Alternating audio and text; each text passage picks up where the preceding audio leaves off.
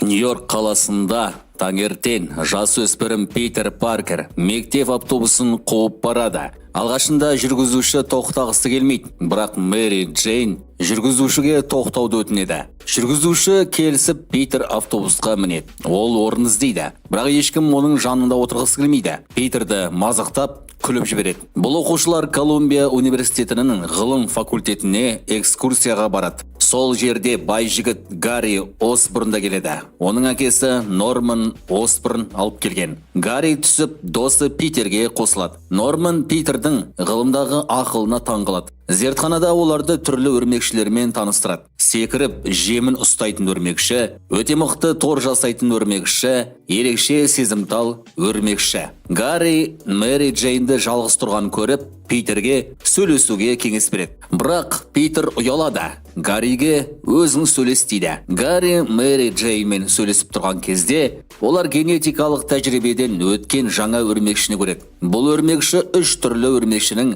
ДНК-сын біріктіріп жасалған супер өрмекші.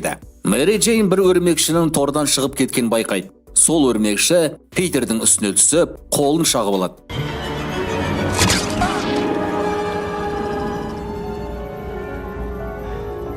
Питер ауырсынғаннан қолын сермеп жібереді, өрмекші жерге түсіп кетеді. Осы уақытта Оскорп компаниясында Норман Осборн әскери тапсырыс берушілермен кездеседі. Олар адам қабілетін арттыратын сарысу жайлы сұрайды. Ғалымдар оның дайын емес екенін айтады. Бірақ Норман оны тез арада сынауға уәде береді. Әскер, егер дайын болмаса, қаржыны басқа компанияға беретін ескертеді. Питердің үйінде ағасы Бен және тәтесі Мэй бар. Бен жаңа ғана зейнетке шыққан, бірақ өз жасына сай жұмыс таба алмай қиналады. Мэй оны қолдап, бәрі жақсы болатынына сендіреді. Сол кезде Питер үйге шаршап келеді, бөлмесіне кіріп кетеді. Түнде Питердің денесі қызарып, өрмекші шаққан жері ісіп кетеді. Ол қалтырап, ұйықтап қалады. Түнде Оскорп зертханасында Норман сарысуды өзіне сынайды. Ол қиналып, денесі құрысып, кейін ашумен оянып, көмекшісін өлтіреді. Келесі күні Питер оянып айна қарайды. Ол көзілдіріксіз анық көреді. Денесі бұлшықты болып кеткен. Мектепке барарда ол Мэри Джейнді көріп, оның әкесімен ұрысқан байқайды. Мектепте Питер автобусты қуып бара жатқанда қолы кенеттен жабысқақ болып, баннерге жабысып қалады. Кейін мектеп асханасында Питер Мэри Джейнді көріп, дереу әрекет етіп, Мэри Джейнді ұстап қалады, және оның қолындағы тамағында құлатпай сақтап қалады.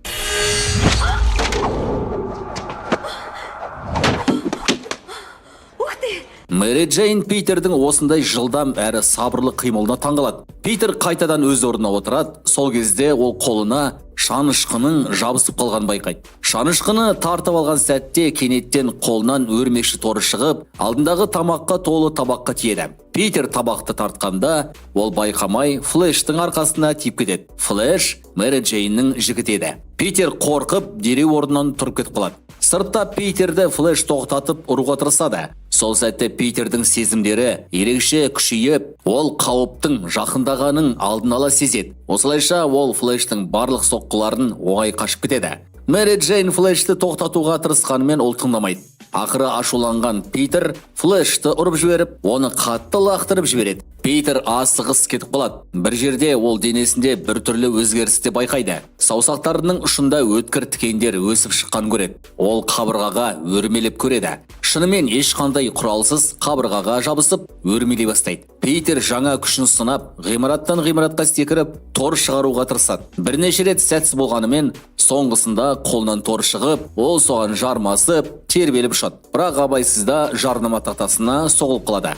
Кешке үйіне қайтып келгенде бәрі ұйықтап қалған. Алыстан олы Мэри Джейннің әкесі тарапынан тағы да ұрыс естіген көреді. Питер қоқысты алып шығып бар жатқанда ашулы Мэри Джейнді кездестіреді. Ол қызды жұбатуға тырысады. Питер Флешті ұрған үшін кешірім сұрайды, бірақ Мэри Джейн оған мән бермейді. Кейін ол Питердің мектепті бітірген соңғы жоспарларын сұрайды. Питер фотограф болып жұмыс істеп, оқуды жалғастырғысы келетінін айтады. Ал Мэри Джейн театрда актриса болуды армандайды. Әңгіме кезінде Флеш жаңа көлігімен келіп, Мэри Джейнді алып кетеді. Питер жалғыз қалады. Погоди, сейчас услышишь, какой тут сидишник. Эй, обивку не поцарапай, она Крутая тачка. Келесі күні Питер газет оқып отырып, көліктердің бағасын қарайды. Оның назары $3000 сыйлығы бар костюмді күрес жарысының жарнамасына түседі. Көлік алғысы келген Питер жарысқа қатысуға қызығып костюмін дайындай бастайды. Таңертең Питер бөлмесіне түсіп, кітапханаға баратын айтып, ағасы Беннен рұқсат сұрайды. Бен соңғы кездері Питердің өзгергенін байқап алаңдайды. Олар кітапханаға бірге барады. Жолда Бен Питерге ақыл айтады. Үлкен күшке ие болғанда, үлкен жауапкершілік те бірге келеді дейді. Бірақ Питер ашуланып, өзін қорғауға қабілетті екенін, енді бала емес екен айтады. Кітапханаға келген соң Питер ішке кірмей, күрес аренасына барады. Аренада ол тіркеліп, кезекке тұрады. Рингте чемпион Бонасов атты палуан қарсыластарын оңай жеңіп жүрген еді. Питердің кезегі келгенде оның костюміне қарап, жүргізуші оны Спайдермен деп таныстырады. Кенеттен аренаға темір тор түсіп, Питер қорқып қалады. Жекпе-жек басталады. Бонасов Питерді бірнеше рет ұрып құлатады. Бірақ көп ұзамай Питер күшін пайдаланып, Бонасовты жеңіп шығады. Жеңіске жеткен соң Питерге уәде етілген $3000 орнына тек $100 береді. Ол ашуланып кетеді. Сол кезде бір қарақшы кассаны тонап қашып барады. Питер оны тоқтатуға мүмкіндік болса да, ашулы күйде ештеңе істемей, қашып кетуіне жол береді. Сыртқа шыққанда Питер адамдардың шулағанын естіп, жақындап барады. Ол жерде ағасы Беннің ауыр жараланғанын көреді. Бенді атып, көлігін тартып кеткен екен. Бен жарақатынан қайтыс болды.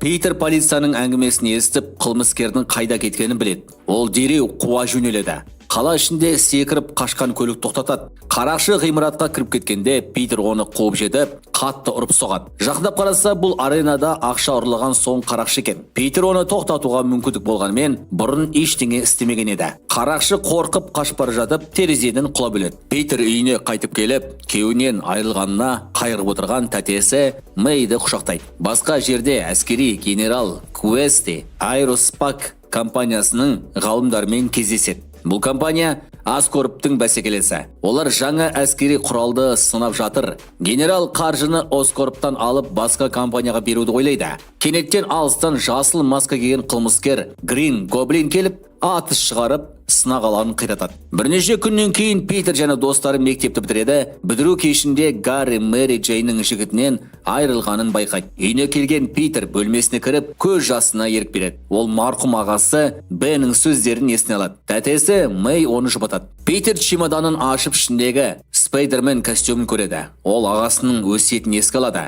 Үлкен күшпен бірге үлкен жауапкершілік келеді. Осылайша Спайдермен пайда болып, Нью-Йорк тұрғындарына көмектесе бастайды. Оның ерліктері халық арасында таралып, ол танымал бола бастайды. Из его рук вырастают веревки, и он карабкается по ним, как по паутине.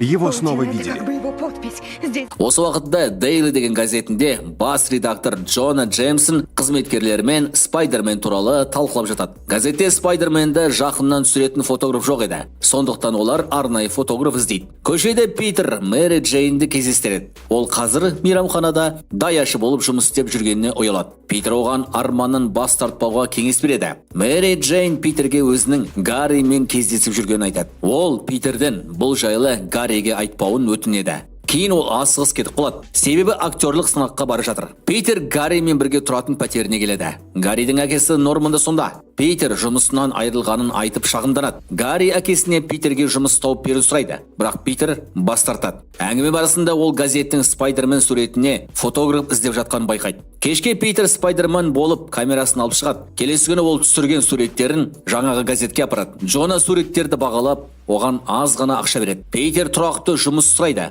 Бірақ Джона тек фрилансер ретінде қабылдайды. Осы уақытта Оскорпта директорлар кеңесі жиналып, компанияны Квес Аэропакке сатуды және Норманды жұмыстан шығаруды шешеді. Норман ашуланады, бірақ шешім қабылданып қойған еді. Вы знаете, скольким я жертвовал?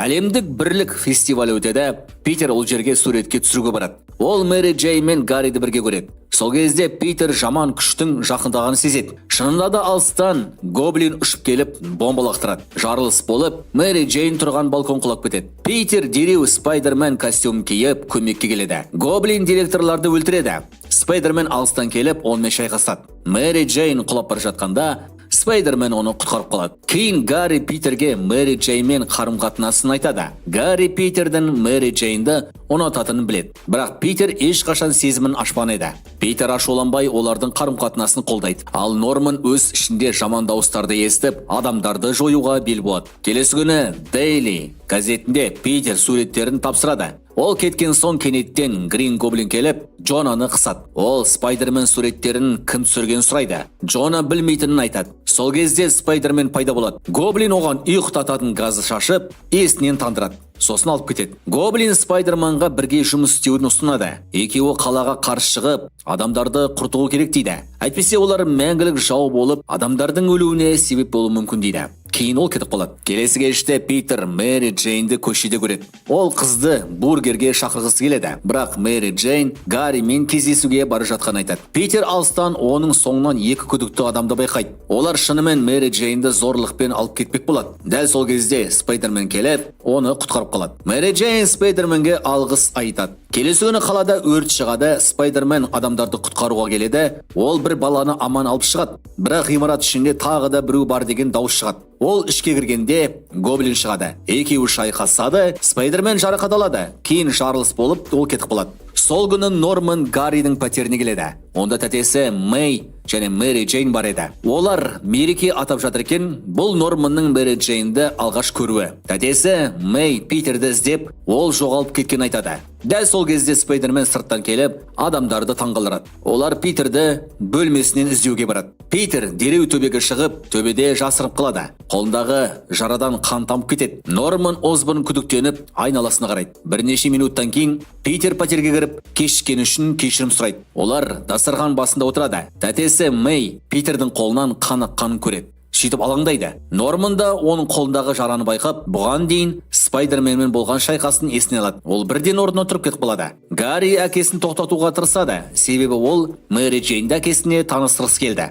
Бірақ Норман Мэри Джейннің Гарриге лайық емес екенін айтады. Қарым-қатынасты қолдамайтын білдіреді. Мұны естіген Мэри Джейн қатты мұңайып, орнынан кетіп қалады. Осборн үйінде Норман Спайдерманның шын тұлғасын біліп, Питердің жақындарын жарақаттауды жоспарлайды. Түнде Гоблин тәтесі Мэйге шабуыл жасап, оны ауруханаға түсіреді. Питер болса, Гоблин өзінің кім екенін білгенін түсінеді. Келесі күні Мэри Джейн ауруханаға барып, тәтесі Мэйді көреді. Ол Питерге сырын ашады. Мэри Джейн Спайдерменға ғаш екенін айтады. Питер күлімсіреп, өзін Спайдерменнің жеке фотографы ретінде таныстырады. Ол Спайдермен әрқашан Мэри Джейн туралы сұрайтын айтып, Мэри Джейнді ерекше адам деп айтады. Мэри Джейн мұны естіп толқып қалады. Сол кезде Гарри бөлмеге кіріп, бәрін көреді. Кейін ол әкесіне Питер мен Мэри Джейннің жақындасып кеткенін айтып, мұңаяды. Норман Мэри Джейнді келесі нысана ретінде таңдайды. Ауруханада тәтесі Мэй Питердің шаршаған байқап, үйіне қайтуын өтінеді. Ол Питердің Мэри Джейнді бала кезінен жақсы көретін біледі. Питер Мэри Джейннің қауіпті жағдайда екенін түсініп, дереу оны іздеуге кіріседі. Шынында да Мэри Джейнді Гоблин ұстап алып, көпірге апарады. Ол Спайдерманға екі таңдау береді. Мэри Джейнді құтқару немесе арқанды вагондағы балаларды құтқару. Гоблин екеуін бірдей құлатады. Спайдермен алдымен Мэри Джейнді ұстап қалады, кейін арқандағы балаларды да құтқарады. Бірақ оның торы әлсіреп, ауырлықты әрең ұстайды. Гоблин шабуылдайды, бірақ көпірдегі адамдар Спайдерманға көмектесіп, Гоблинге тас лақтырады. Ақыры Спайдермен Мэри Джейн мен балаларды қауіпсіз жерге жеткізеді. Гоблин қайтадан шабуыл жасап, Спайдерманды ескі ғимаратқа алып кетеді. Ол бомба лақтырып, Питерді қатты ұрып соғады. Спайдермен ашуланып, қайтадан күш жинап, Гоблинді жеңеді. Гоблин маскасын шешіп, өзінің Норман Осборн екенін көрсетеді. Ол Спайдерменді алдап өлтірмек болады. Бірақ оның қаруы өзіне тиіп, Норман қаза табады. Спайдермен Норманның денесін үйіне апарады. Гарри оны көріп қалып, Спайдерменға оқ атпақ болады. Бірақ ол қашып кетеді. Келесі күні Норманның жерлеу рәсімі өтеді. Питер Гарриді жұбатады. Гарри әкесінің өліміне шыдай алмай, бір күні Спайдерменнан кек алатынын ант етеді. Ол Питерді жалғыз қалған отбасысы деп санайды. Жерлеуден кейін Питер ағасы Беннің қабіріне барады. Сол жерде Мэри Джейн келіп, Питерге өзінің шын сезімін айтады. Ол Питерді сүйетінін мойындайды. Бірақ Питер оған жауап бере алмайды. Ол Мэри Джейнді қорғау үшін өз сезімін құрбан етеді. Осылайша Питер мен Мэри Джейннің махаббат хикаясы аяқталады.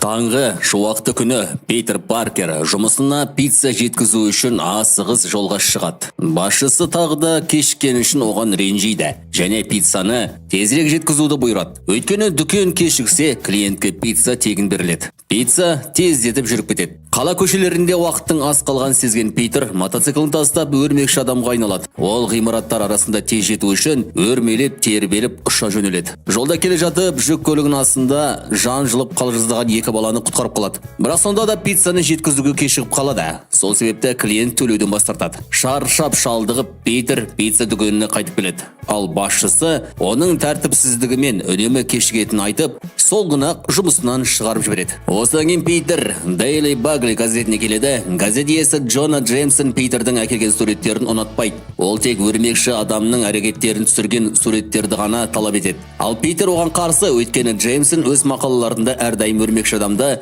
қаралайды екен. Бірақ ақшасы өте қажет болғандықтан Питер амалсыздан бір суретті береді. Джеймсон қуанып Питерге гонорарын алуға айтады. Бірақ қазынашы Питерге өткен аптада алған қарыз үшін ақшасы түгел ұсталып қалған хабарлайды. Осылайша Питер тағы да ақшасыз қалады. Питер университетіне қарай асығады, бірақ аудиторияға кіргенде сабақтың әлдеқашан бітіп қалғанын көреді. Профессоры оның тәртіпсіздігіне екініп, фьюза реакциясы туралы мақала жазып келуді тапсырады. Бұл реакцияны қазір бүкіл қала қызу талқылап жатыр. Әрі оны доктор Отто Октавиус ашқан екен. Ал Отто Питердің кумирі.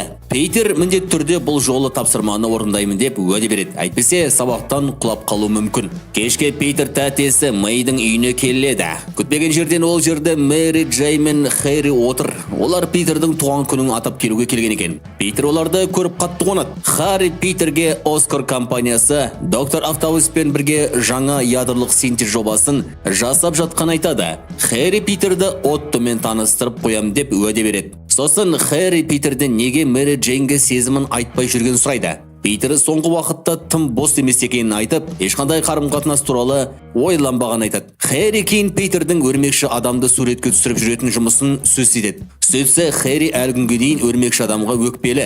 Өйткені ол әкесінің өліміне өрмекші адамды кінәлайды. Сондықтан Хэри Питерден өрмекші адамның кім екенін айтуын талап етеді. Бірақ Питер жауап беруден бас тартады. Туған күннен кейін Питер Мэй тәтесінің банк хат арқылы үйін тартып алатын болғанын байқайды. Питер қайтарда кетпек болғанда Мэй оған $20 қалталық ақша береді. Питер алғысы келмейді, өйткені тәтесінде жағдай нашар. Бірақ Мэй жылап тұрып, бұл тәтелік міндетім деп ақшаны алуға мәжбүр етеді. Ол Питер жалғыз қалмасын дейді.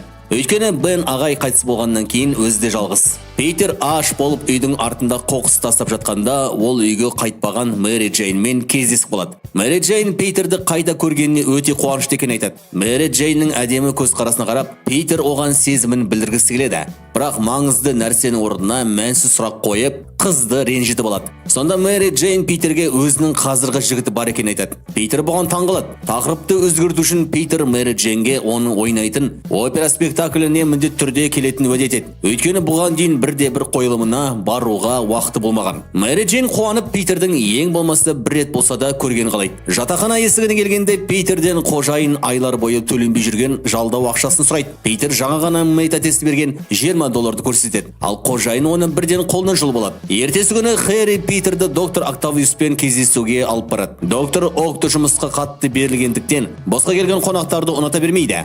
Бірақ барлық зерттеулерін Хэри қаржыландырып отырғандықтан, ол Питерді қабылдауға мәжбүр болады. Питер доктор Октавиуспен танысқанына қатты қуанады. Доктор Окто Питерді профессорынан естігенін айтып, оның ақылды, бірақ жалқау екенін жеткізеді. Ол Питерге тек ақылға сенбей, көп еңбектену керектігін айтады. Себебі Питердің білімі болашақта адамзаттың игілігі үшін қызмет ету керек. Содан кейін доктор Октавиус Питерге өзінің жаңа құрылғысын көрсетеді. Бұл құрылғы күні секілді өте үлкен мөлшерде энергия өндіре алады және оны адамзат игілігіне қолдануға болады. Питер доктордан осы құрылғыдағы термоядролық реакцияны шынымен тұрақтандыра ала ма деп сұрайды. Доктор Окто бұны өмір бойы зерттегенін және барлық есептеулерін мұқият жасаған айтады. Сол түні Питер Мэри Джейн ойнайтын операға баруға дайындалады. Опера ғимаратына Мэри Джейн ерекше бір адамның Питердің дәл осы күні оны көруге келетінін біліп қуанып жүреді. Бірақ жолда Питер мінген мотоциклді полициядан қашып бара жатқан қылмыскер қағып кетеді. Питер лезде өрмекші адамға айналып, аударылып, түсе жаздаған адамдарды құтқарып қалады. Ол қылмыскерлерді қуып жетіп, екеуін тоқтатады. Ал ол опера ғимаратына жеткенде күзетшілер оны кешікті деп ішкіргізбейді. Питер амалсыз сыртта күтіп отырады. Қойылым аяқталған соң жұрт сыртқа шыға бастайды. Алыстан Мэри Джейн Джейннің шығып келе жатқанын көреді. Бірақ бір сәттен кейін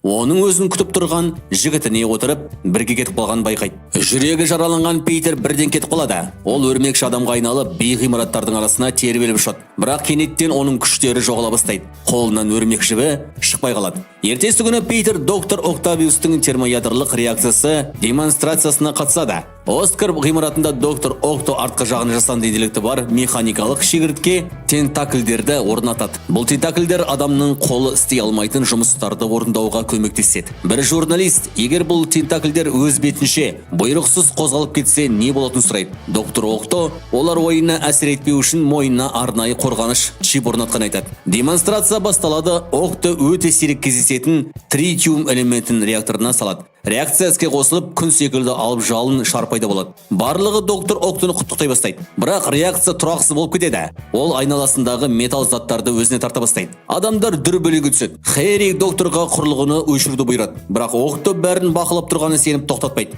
Өрмекші адам келіп Хэриді құтқарып қалады. Бірақ алғыс айтудың орнына Хэри оны әлі жек көреді. Өрмекші адам құрылғыны өшіруге тырысқанда Окто оны ұрып жібереді. Реакция күшейіп, шиналар жарылады. Сол сәтте доктор Октоның әйелі ажал құшады. Алынған соққы Октоның мойнындағы қорғаныш чипін сындырып жібереді. Сөйтіп, өрмекші адам тоқ көзіне қосылған құрылғының штепселін жұлып, реакцияны тоқтатуға үлгереді. Сол түні ауруханада дәрігерлер Октоның арқасында тентакльдерді кесіп алмақ болады. Бірақ тентакльдер өздігінен оянып, бүкіл дәрігерлерді өлтіріп тастайды. Октавиус есін жиғанда бөлменің қирап жатқанын көріп шошиды. Тентакльдердің көмегімен ауруханадан қашып шығып, өзен жағасындағы бос ғимаратқа барып тығылады. Келесі күні Daily Budget газетінде Джона Октавиустың қала қауіп төндіргенін айтып, оны доктор Осьминог деп ат қойып, жаңалық шығаруды бұйырады. Содан кейін жұмыссыз Питерге Джон Джеймсонның астронавттың айдан оралған құрметіне өтетін кешкі суретке түсіруді тапсырады. Бұл уақытта Октавиус денесіндегі өзгерістерді сезіне бастайды. Мойындағы қорғанын чипінің құлталған шыққан байқайды. Тентакльдер оның санасымен сөйлесіп, үлкенірек реактор салуға және әлемге өзінің дұрыс екенін дәлелдеуге итермелейді. Питер Мэй тәтесін банкке апарып, несие төлеміне жеңілдік сұрайды. Бірақ дәл осы кезде банкке Октавиус баса көктеп кіріп, сейіпті бұзып жібереді. Адамдар жан-жаққа қашады. Өрмекші адам келіп Октавиусты тоқтатпақ болады. Бірақ оның күштері тағы да жоғала бастайды. Ол әлсіреп қалады. Кей сәтте күші қайта келіп, Питер Октавиусты үстелмен соғып, терезеден ұшырып жібереді. Алайда полиция қоршап тұрғанын көрген Октавиус Мэй тәтені тұтқынға алып, ғимараттың төбесіне шығып кетеді. Өрмекші адам келіп, оны босатуды талап етеді. Бірақ Октавиус Мэйді төменге лақтырып жібереді. Питер оған үлгеріп, Мэйді құтқарып қалады. Бірақ Октавиус қайта шабуылдап, Мэйді тағы да соққы алады. Мэй тәтесі қолындағы қолшатырмен Октавиусты ұрып қалады. Бірақ өзі қайта құлап кетеді. Өрмекші адам тағы да секіріп, Мэйді аман алып қалады. Ал Октавиус екі қап алтынды алып қашып кетеді. Сол кеште Питер Джон Джеймсонның құрметіне жасалған салтанатты кешке қатысады. Күтпеген жерден Джон Мэри Джейнмен бірге келеді. Ол Мэри Джейннің қазіргі жігіті болып шығады. Ғимарат алдында Питер Мэри Джейнмен жеке сөйлесіп, опера қойылымына бара алмаған үшін кешірім сұрайды. Бірақ Мэри Джейн енді оған сенбейтінін айтады. Ол Питердің не ойлап жүргенін түсіне алмайды және енді қапаланғысы келмейді. Осы кезде масайған Хэри келіп, Питерді өрмекші адамның кім екенін жасырып жүргені үшін кінәлайды. Бір жұма уақыттан кейін Джон көпшіліктің алдында Мэри Джейнмен жақын арада үйленетінін жария етеді. Бұл Питердің жүрегін тағы да жаралайды. Ол ғимараттар арасында тербеліп бара жатқанда оның күштері тағы да жоғалады, биіктен құлап түседі. Дұрыс көре алмай қабырғаға өрмелеуге де шамасы жетпейді. Осы уақытта доктор Октавиус сатып алған жабдықтармен бұрынғыдан да үлкен реактор сала бастайды. Келесі күні Питер өз жағдайын білу үшін дәрігерге барады. Дәрігер оған бәрі дұрыс екенін, әлсіреу мен күштің жоғалуы стресс пен артық ойлаудың әсері екенін айтады. Ол Питерге демалып, ішкі жан дүниесін реттеуге кеңес береді. Дәрігердің айтқандарын ой елегінен өткізген Питер өзіне тым көп міндет жүктеп жүргенін түсінеді. Ол әлі де адам, бәріне үлгере алмайды. Қараңғы бөлмеде Питер марқұм ағасы Бенмен сөйлесіп отырғандай елестетеді. Ағасының үлкен күш, үлкен жауапкершілікті қажет етеді деген сөздері есіне түседі. Ағасының алдында Питер жылап кешірім сұрайды. Ол өзін бұрын ойлағандай мықты емес екенін мойындайды. Сол сәтте Питер екі өмірді қатар алып жүре алмайтынын түсінеді. Питер Паркер болу да, өрмекші адам болу да мүмкін емес. Ол өрмекші адамның костюмын қоқыс жәшкін тастап, қарапайым адам болып, өмір сүруге шешім қабылдайды. Келесі күндері Питер қайтадан қарапайым өмір сүре бастайды. Енді ол қылмыстарға назар аудармайды. Тек сабағына көңіл бөліп, өзінің ең ақылды студенттердің біріне айналады. Кешкісін Питер Мэри Джейннің театрдағы қойылымына барады. Мэри Джейн Питерді көріп таңғалады. Қойылымнан кейін Питер оны үйіне дейін шығарып салады. Жолда Питер оған сезімін айтады, бірақ бұл Мэри Джейнді ашуландырады. Ол Питер өзін талай рет ренжіткен сезіммен ойнаған айтады. Ертеңгісі күні Дейли Баджли кеңсесіне біреу өрмекші адамның қоқыстан табылған костюмін әкеледі. Джона Джеймсон қуанып бірден Спайдермен зейнетке кетті деген жаңалық жариялайды. Басқа жерде Питер Мэй тәтесінің ағасы Беннің бейітіне алып барады. Мэй бұл үшін өзін кінәлайды.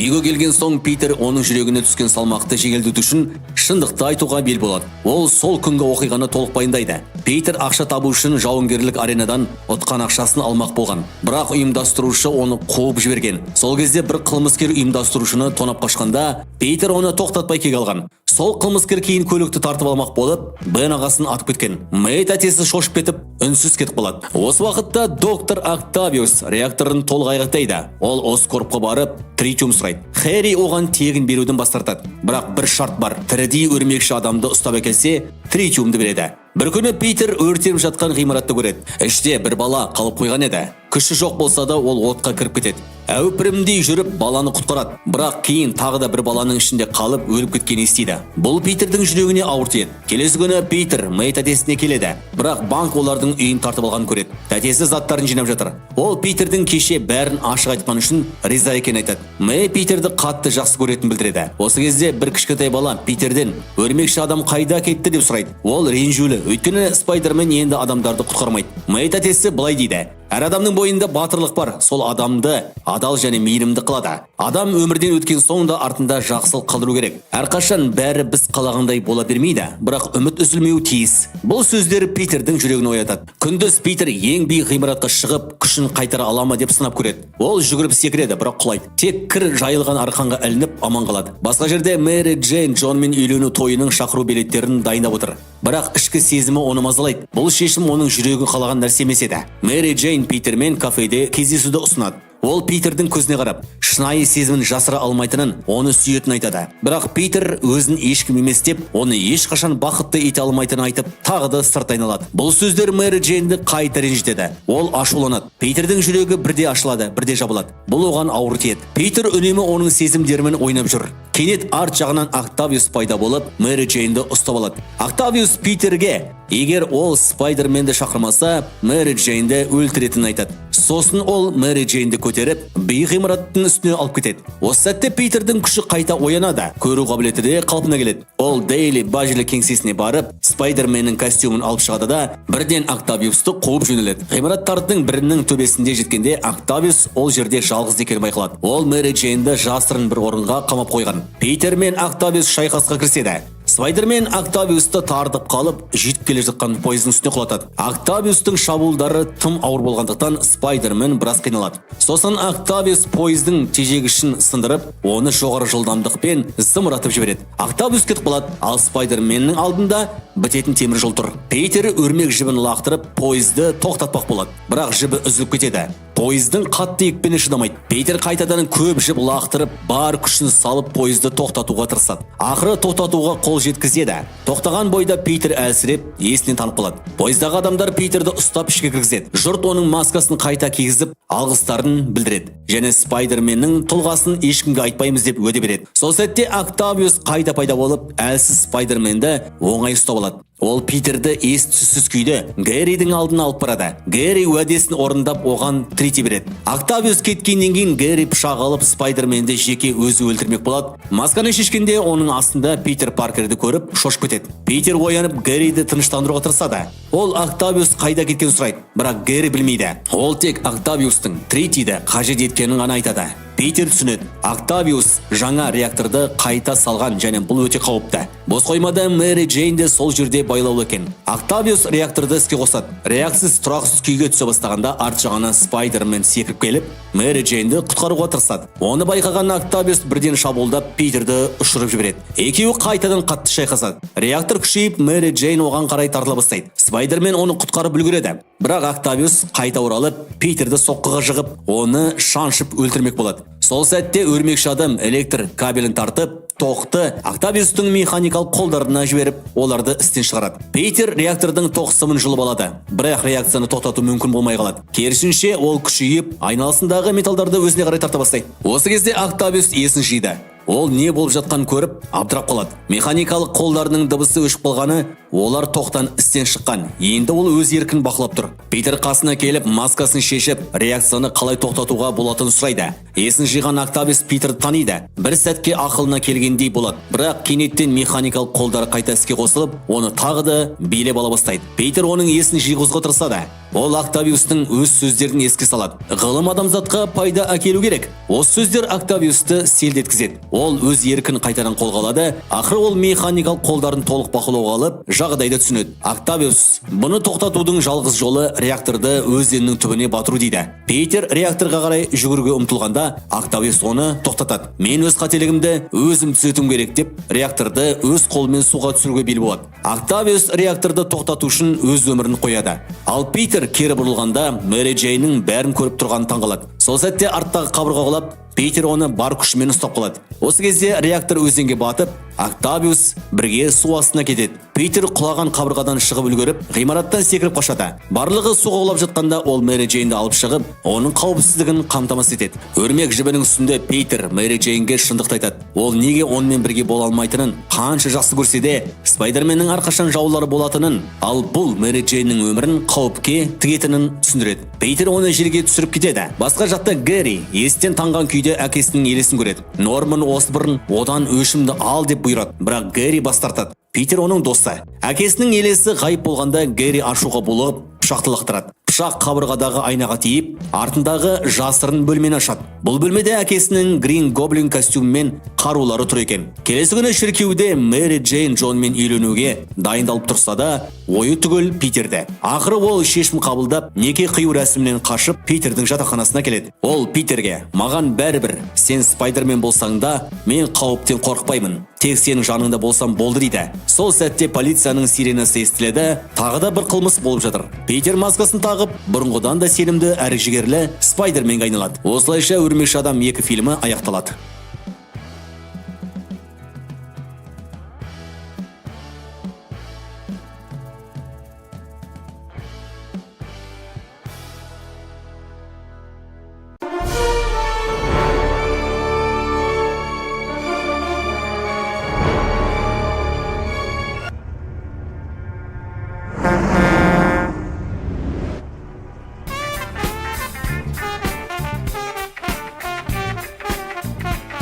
Твои снимки так хороши.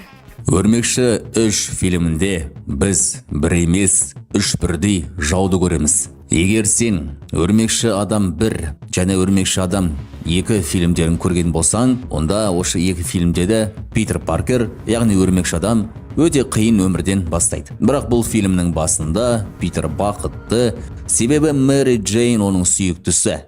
Оқуы мен жұмысы жақсы жүріп жатыр, әр қалаға Өрмекші адам ретінде көмектесіп жүр. Сол себепті халық арасында өте танымал. Алайда Питердің досы Гарри оның өрмекші адам екенін білмегеннен бері Питерді жек көреді. Гарри әкесі өлімші болғанда оны өрмекші адам өлтірді деп ойлайды. Питер оған әкесін өзі мінген глайдердің пышақтары өлтіргенін түсіндіруге тырысқанымен Гарри тыңдамайды және кек алғысы келеді. Бір күні Питер мен MJ орманға бірге уақыт өткізуге барады. Сол кезде олардың қасына бір метеорит құлап, ішінен қара сұйықтық ағып шығады да Питердің мотоцикліне жабысады. Кейін бұл сұйықтық Питердің үйіндегі бөлмесіне дейін жасырын кіріп алады. Питер болса Эмма тәтесіне MJ-ге үйлену туралы ұсыныс жасағысы келетінін айтады. Эмма тәтесі қатты қуанады. Питерге марқұм Бен ағайдың өзіне ұсыныс жасағанда қолданған сақинасын береді. Ал сол уақытта Гарри әкесінің жасаған формуласын өзі ішіп, жасыл гоблиннің барлық күшін алады. Ол Питерден кек алу үшін жаңа костюм жасап, глайдерді алып, Питерге шабуыл жасайды. Екеуі шайқасады, Питер жеңеді. Бірақ Гарридің басы қатты жарақат алады. Питер оны ауруханаға апарады. Гарри аман қалады. Бірақ соңғы бірнеше жылдағы естеліктерін жоғалтады. Ол әкесінің өрмекші адамнан қаза тапқанында Питердің өрмекші адам екенін де ұмытады. Питер қайтадан досындай көреді. Оның жаралары әдеттен тыс тез жазылады. Екінші жағынан біз Флинт Марко деген ұсақ қылмыскермен танысамыз. Ол ауыр науқас қызының емі үшін ақша табу мақсатында ұрлықпен айналысады. Флинт түрмеден қашып, қызына келсе, әйелі оларды қиындыққа қалдырмауын сұрап, үйден кет дейді. Полициядан қашып бара жатып, Флинт ғалымдар құмның молекулалық құрылымын өзгерту бойынша эксперимент жасап жатқан орынға кіріп кетеді. Қателікпен Флинт машина ішіне түсіп кетеді де, оның ДНК-сы құм молекулаларымен араласады. Өлудің орнына ол құм адамға, денесін құмға айналдыра алатын құбыжыққа айналады. Питер бөлмесінде полицияның рациясын ұстайды. Қаладағы жағдайды бірден білу үшін осы кезде МJ Питерге келіп, жұмысындағы қойылымдары көрерменге ұнамай жүргеніне көңілі түсіп келген айтады. Питер жұбатпақ болады, бірақ сол сәтте қалада апат болып, рациядан хабар түседі. Питер кетіп қалып, бір қызды Гвенді құтқарады. Сол оқиғада біз Гвенді жақсы көретін фототілші Эдди Брокты көреміз. Эдди өрмекші адамның суреттерін арнайы газетке апарып сатады. Питер де өз суреттерін әкеледі, бірақ бас редактор Джеймсон Эддидің суреттерін көбірек ұнатады. Екеуді тұрақты жұмыс сұрайды, ал Джейсон кім өрмекші адамды қаһарман емес, қылмыскер етіп көрсететін сурет әкелсе, сол жұмысқа алынады дейді. Бұл уақытта МJ жұмысынан айырып қалады. Өрмекші адамға арнап алғыс айту шарасы ұйымдастырылады. Осы кезде құм адам ақша тиген жүк машинасын тонауға келеді.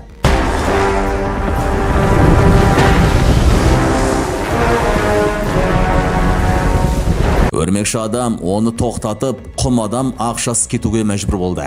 Кейін полиция Питер мен Эмма апайды шақырып, Бен ағайды өлтірген адам басқа екен айтады. Ол Флинт Марко болып шығады. Питер суретті көріп, құм адамның дәл сол екенін түсінеді.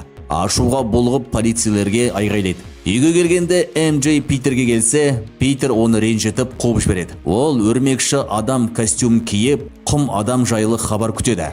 Ұзақ күтуден шаршап, ұйықтап қалады. Сол сәтте бөлмедегі қара сұйықтық Питердің ашу ызасын сезіп, костюміне жабысып, оны толықтай қара түске айналдырады. Ух ты. Это приятно.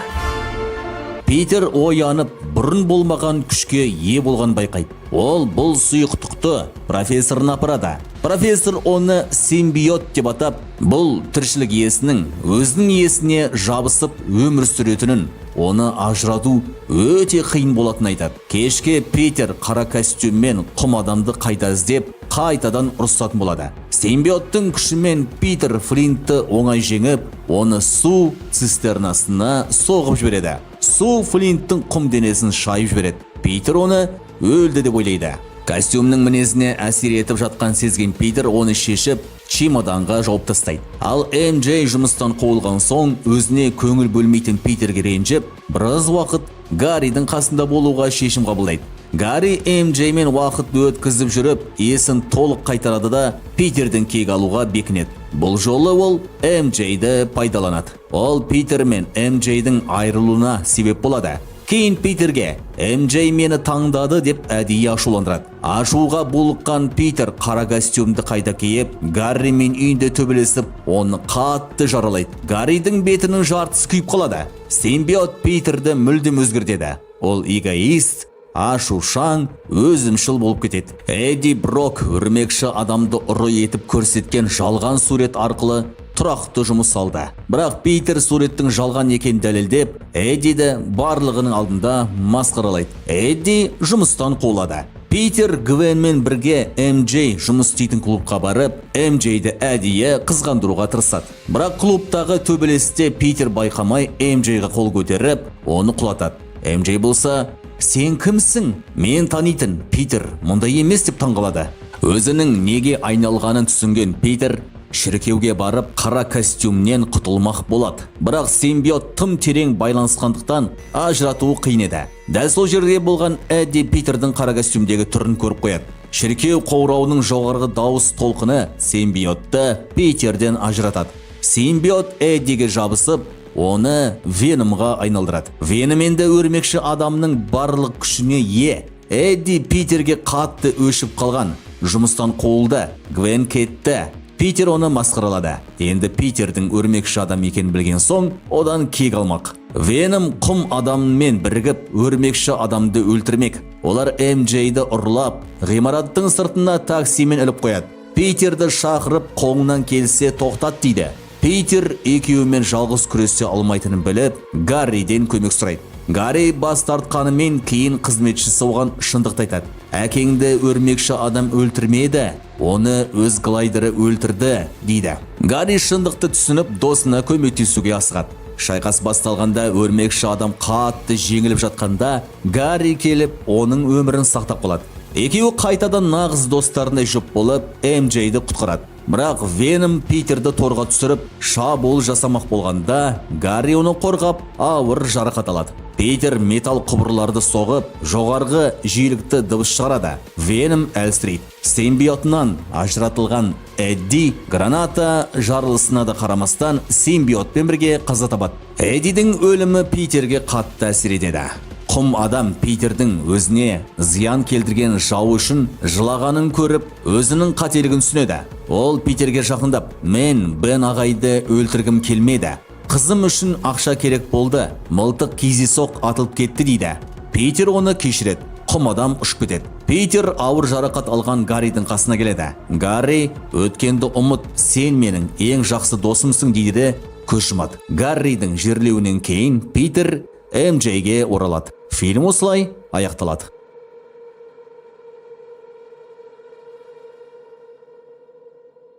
Фильмнің ашылу көрінісі Питер Паркер есімді жас баланың әкесінің жұмыс бөлмесіне кіріп, үстелінің быт-шыты шыққанын көріне басталады. Сол сәтте әкесі кіріп келіп, маңызды құжаттарды асығыс жинап алады да, отбасымен бірге кетуге дайындалады. Питердің ата-анасы оны ағасы Бен мен тәтесі Мэйдің үйіне апарып тастап, ешқандай түсініктеме берместен кетіп қалады. Фильм бірнеше жылдан кейінгі уақытқа ауысады. Питер орта мектепте оқиды. Ол ақылды, бірақ тұйық мінезді, әрі әрдайым қиындыққа ұрынбауға тырысады. Соған қарамастан оның сыныптасы Флэш пен оның достары үнемі қорлайды. Бір күні Питер Флэштің көпшілік алдында бейкүнә бір жігітті мазақтап жатқанын көріп, бұған шыдай алмай араша түседі. Бірақ соққыға жығылады. Абырой болғанда сыныптасы Гвен Стейси келіп, оларды ажыратады. Кейін ол Питердің Флэшке қарсы тұруға ағасы Бен жертөлені тазалап жүріп, Питер әкесінің портфелін тауып алады. Оның жасырын бөлігін тексеріп көріп, ішінен құжаттар табады. Қағаздарды қарап отырып, Питер әкесінің Oscorp компаниясында доктор Курт Коннорс атты ғалыммен бірге жұмыс істегенін біледі. Интернеттен іздеу арқылы әкесінің әртүрлі түрлердің генетикасын зерттегенін анықтайды. Сондай-ақ ата-анасының ұшақ апатынан қаза тапқан жайлы жаңалықты да көреді. Келесі күні Питер әкесі мен оның жұмысы туралы көбірек білу үшін Oscorp компаниясына барады. Ол кездейсоқ бір студенттің жеке директорын ұрлап, өзін тағылымдамашы ретінде таныстырып, ғимаратқа кіреді. Ішке кіргенде доктор Коннорстың қарамағында жұмыс істейтін аға тағылымдамашы Гвенді көреді. Гвен оны байқап, не үшін келген сұрайды. Питер ғылымды жақсы көретін айтады. Абырой болғанда Гвен оның шын кім екенін әшкерелемейді, бірақ сақ болуын ескертеді. Біршама онды биокабельдерді дамыту бөліміне дейін аңдып барады да, әлгі адам кеткен соң бөлмеге жасырын кіреді. Ішінде генетикалық өзгертілген радиоактивті өрмекшілерге қатысты тәжірибе жүргізіліп жатқанын көреді. Қызықтаған Питер бір жіпті тартып қалады. Соның салдарынан тәжірибе бұзылып, өрмекшілер оның үстіне құлайды. Солардың біреуі оның мойнынан шағып алады. Үйіне қайтып келе жатқанда метро ішінде бір топ бұзақы Питерді қорламақ болады. Бірақ ол өзінің күшімен ептілігін артқанын байқайды. Ол олардың шабуылдарынан оңай жалтарып кетеді. Үйіне жеткен соң айна алдында тұрып, мойнынан радиоактивті өрмекшіні көреді. Келесі таңертең ол өзінде өрмекшіге тән қабілеттердің пайда болғанын біледі. Аса күш, өткір сезімталдық, ептілік пен жылдамдық. Сол күні Питер доктор Коннорстың үйіне барып, тартыс кезінде баскетбол қалқаны сындырып алады. Соның салдарынан ағасы Бен мектепке шақырылады. Бен Питердің басқа оқушыларды қорлағанын біліп, қатты ренжиді де кетіп қалады. Ол Питерге кешке Мэй тәтесін алып кетуді тапсырады. Келесі көріністе Питер Oscorpқа бет алып, жол бойы паркур жаттығуларын жасайды. Сол жерде доктор Коннорс Питер берген формуланы пайдаланып, тышқандарға аяқ қолды қалпына келтіру тәжірибесін жасайды. Олардың таңданысына орай формула жұмыс істейді. Кейін Питер үйіне қайтып келгенде, үйдің алдында күтіп тұрған ағасы Бенді көреді. Ол Мэй тәтесін алып кетуді ұмытып кеткенін түсінеді де сөгіс естиді. Бен Питердің әкесі Ричардтың әрдайым адам өз міндетін орындау керек деп сенгенін еске салады. Бірақ Питер әкесі енді жоқ болған соң оның не пайдасы бар деп жауап береді де ашумен кетіп қалады. Мэй тәтесі күйеуіне Питерді біраз уақытқа жалғыз қалдыруды айтады. Алайда Бен оның артынан барады. Питер дүкенге бір бөтен тонап қашып кетпек болады. Питерді іздеп жүрген ағасы Бен ұрыны көріп, оны ұстауға тырысады. Өкінішке қарай сол кезде ол оққа ұшады. Питер жүгіріп жеткенмен тым кеш болады. Ағасы Бен қайтыс болады. Бұл оқиға Питерді терең күйзеліске түсіреді. Себебі ағасы оның өмірдегі жалғыз жақын адам еді. Келесі күні мектепте Флэш Питерге жақындап келеді. Питер оны бірден шкафқа тіреп қысады. Бірақ Флэш ағасы Беннің өліміне байланысты көңіл айту үшін келген айтады. Гвен де оны құшақтап жұбатпақ болады. Алайда бұл көмектеспейді. Түнде көшеде серуендеп жүрген Питер бір қылмыстық топқа тап болады. Ағасы Бенді ұры өлтіргеніне әлі де ашулы. Питер оларға қарсы шабуыл жасап, паркур шеберлігін қолданады. Осы кезде ол қабырғаға өрмелей алатынды байқайды. Сол күннен бастап Питер ағасы Бенді өлтірген ұрыны табу үшін барлық қылмыстық топтарға қарсы тұра бастайды. Сонымен қатар қалада көптеген қылмыстардың алдын алады. Бір түнгі қақтығыс кезінде ол қараусыз қалған күрес аренасына құлап түсіп, сол жерден балуанның маскасын көреді. Бұл оған ой салады да өз болмысын жасыру үшін өзі маска дайындап алады. Питер зерек әрі алғыр жігіт болғандықтан өзі спандекс костюм тігіп, өз қолымен жасаған өрмек атқыштарын орнатады. Осылайша ерекше қабілеттердің арқасында ол біртіндеп жергілікті қаһарманға айналады. Қала тұрғындары оны өрмекші адам деп атай бастайды. Алайда полиция өрмекші адам заңды өз қолына алып жүр деп есептейді. Сондықтан Гвеннің әкесі капитан Джордж бастаған полиция оны іздеуге кіріседі. Бір кеште Питер бір ұрымен ойнап жүргенде полиция оны қарумен қоршап алады. Бірақ олар оны ұстай алмай қалады. Себебі Питер өрмек жіптерімен жылдам алыстап кетеді. Осы уақытта доктор Коннорс өзінің бастығы доктор Ратамен сөйлесіп жатады. Ол доктор Коннорсты адамдарға тәжірибе жүргізуді бастауға мәжбүрлейді. Сонда адамдар да жоғалған аяқ қолдарын қайта өсіре алады. Доктор Коннорс адамдардың өмірін қатерге тіге алмайтынын айтып, бірден бас тартады. Соның нәтижесінде доктор Рата оны жұмыстан шығарып, аяқ қолды қалпына келтіретін дәрінің формуласын тартып алады. Күйзеліске түскен доктор Коннорс сол препаратты өзіне егіп, есінен танып қалады. Біраз уақыттан кейін ол оянып, жоғалтқан қолының қайта өсіп шыққанын көреді. Алайда бұл дәрі оған қатты әсер етіп, оны алып жорғалаушы құбыжыққа айналдырады. Содан кейін ол доктор Ратаны іздеуге шығады. Осы уақытта Питер Гвеннің бұл екеуінің арасында біраз шиеленіс тудырады. Кешкі астан кейін Питер мен Гвен террасаға шығады. Сол жерде Питер өзінің өрмекші адам екенін айтып, Гвенді таңғалдырады. Дәл сол сәтте капитан Джорджға жедел қоңырау түсіп, ол кетуге мәжбүр болады. Ал Питер де оның артынан ереді. Көп ұзамай Питер Уильямсбрук көпіріне жетіп, жорғалаушы алыптың көліктерді көпірден лақтырып жатқан көреді.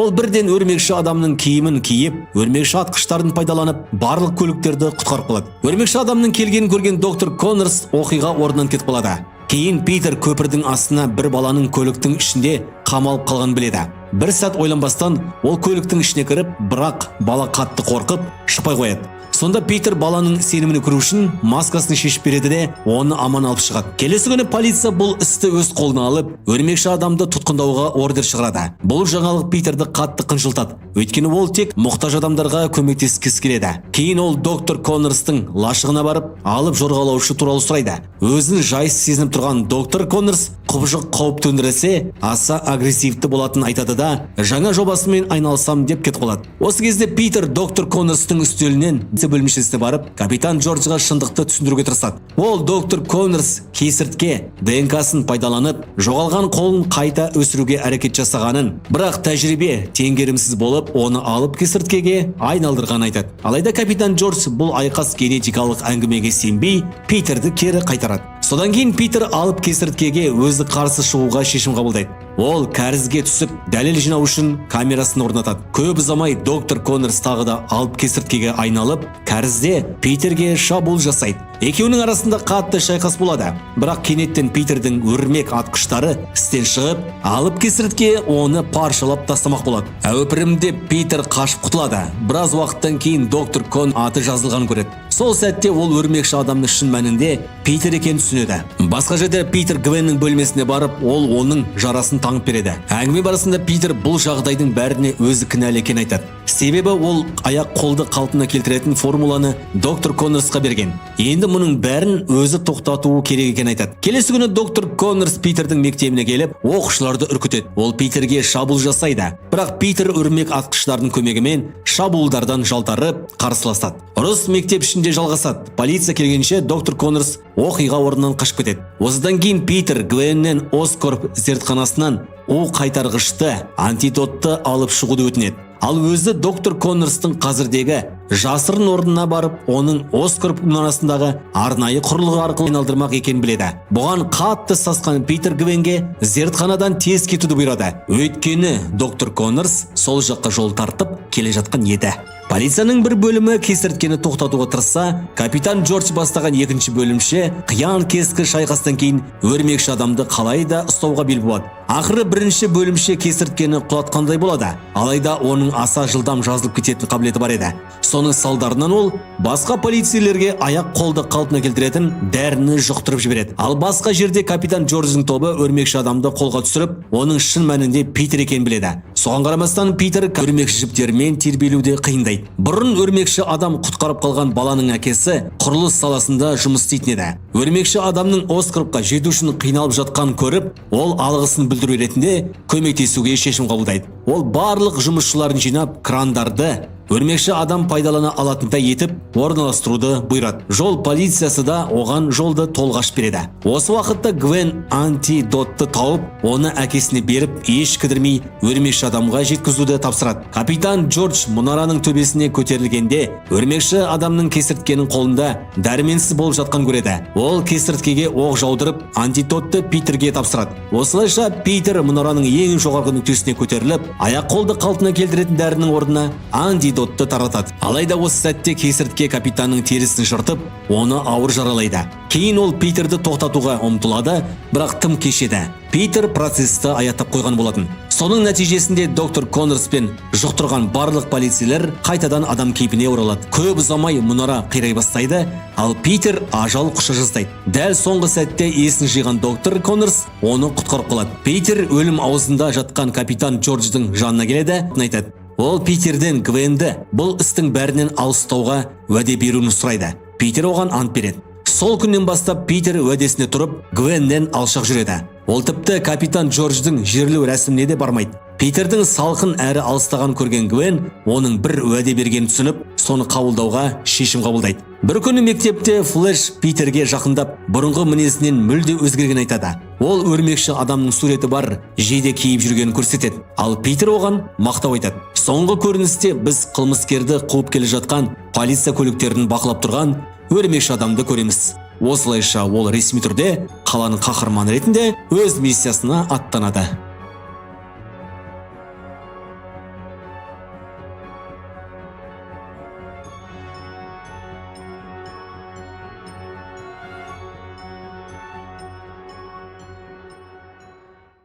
Фильм пернетақтада ашулы түрде теріп отырған саусақтарын жақын кадрынан басталады. Жүйеден файлдар өшіріліп жатыр. Көзілдірі киген бір адам ішінде бас сүйекпен айқышталған Ричардты атуға дайындалады. Дәл сол кезде Ричард файлды жүктеп жатыр. Мэри бірдеңе болған сезіп айғайлайды. Арпалыс басталып, Мэри оққа ұшады. Ричард бар күшімен қылмыскерді жеңеді. Мэри оған жүктеуді аяқтауды өтінеді. Бірақ қаскөй қайта есін жияды. Екеуі арпалысып жатқанда ұшқыштың өлгені көрінеді де ұшақ күрт төмен құлдилайды. Қаскөй ноутбукты тағы сөндіреді, ал Ричард өз тағдырының шешілгенін түсінеді. Мэри қаза тапқан, құтылу жолы жоқ, бірақ файл Рузвельтке жіберілу тиіс. Ричард терезені атып сындырып, ең мықты код 5 кабелін пайдаланып, ноутбукты ұстап қалады. Қаскөй терезеден ұшып кетіп, қаза табады. Ал Ричард файлдың сәтті жіберілгенін растайды. Ұшақ апатқа ұшырап жоғалып кетеді. Қазіргі уақыт музыка ойнап тұр, камера өрмекші адамның жерге құлауын қадағалайды. Керемет көріністе өрмекші адам қаланың арасымен өрмек атып қозғалады. Ол радиодан плутоний тасымалы туралы хабарды естиді. Оскорпта шабуыл басталады. Өрмекші адам әрекетке көшеді. Үлкен эвакуаторды орыс акцентімен сөйлейтін тазба сиыр Пол Джамат жүргізіп келеді. Ол Манхэттендегі көліктерді қиратып, Оскорб жүк көлігінің сүйретіп әкетеді. Қаруланған сыбайластары жарылғыш заттарды іске қосып, полиция машиналарын таптап өтеді. Өрмекші адам ғимараттардың арасымен әсерлі түрде қуалайды. Қылмыскерлер люкты жарып фургонға кіреді. Олардың нысанасы сарғыш түсті құтыларға толы контейнер. Өрмекші адам эвакуатордың үстіне шығып, орыспен әзілдесе сөйлеседі. Ал ол кім екенді білмейді. Осы сәтте Оскорб қызметкері Макс Дилл ұзақ монтаж барысында радио пікірталасы жалғасады. Ол қызды құтқарады, киім ауыстырады, дүкенді сақтап қалады және костюм киген Нью-Йорк тұрғындарымен араласады. Әрине ара-тұра Гвенді де бақылап тұрады. Мэй апаймен болған жылы көріністен кейін, Спайдерменмен кездесуінен кейін қатты әсерленген Макс Диллонға ауысамыз.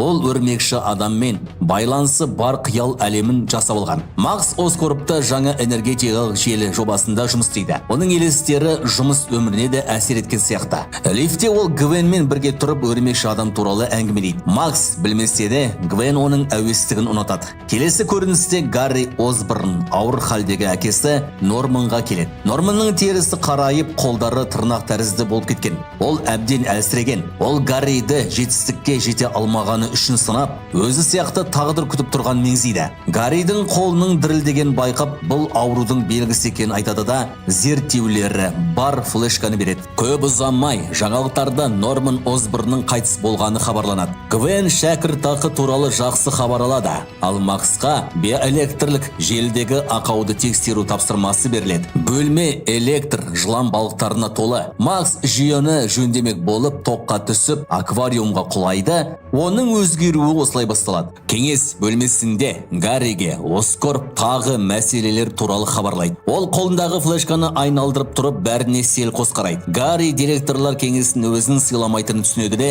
ашуын шығарып, әкесінің көмекшісі Фелисия Хардини екінші адам етіп тағайындайды. Бұл әулетте сыпайылық жоқ сияқты. Питер Паркер бөлмеге кірген сәтте бәрінің назарын өзіне аударады. Гарри сыртқа шығып Питерді көреді. Өлімнен кейін ескі досын көруге келген. Ыңғайсыз сәттен кейін достар күліп қайта табысады. Саябақта Гарри мен Питер тағы да бірге уақыт өткізеді. Гарри Оскорбтағы күйбеңмен уақытша құтылғанына қуанышты көрінеді. Олар қала ішінде серуендеп жүреді. Гарри қарым-қатынастарының суып кеткен үшін кешірім сұрайды. Бұл әңгіме Питердің ата-анасының не себепті кеткені туралы тақырыпқа ұласады. Олардың әңгімесін бір фургон ішінен бақылап отырғандар бар. Сөз Макстың апатына ауысады. Тағы бір жанжал шықпау үшін оны жазатайым жағдай деп жаба салмақ. Зертханаға ауысамыз.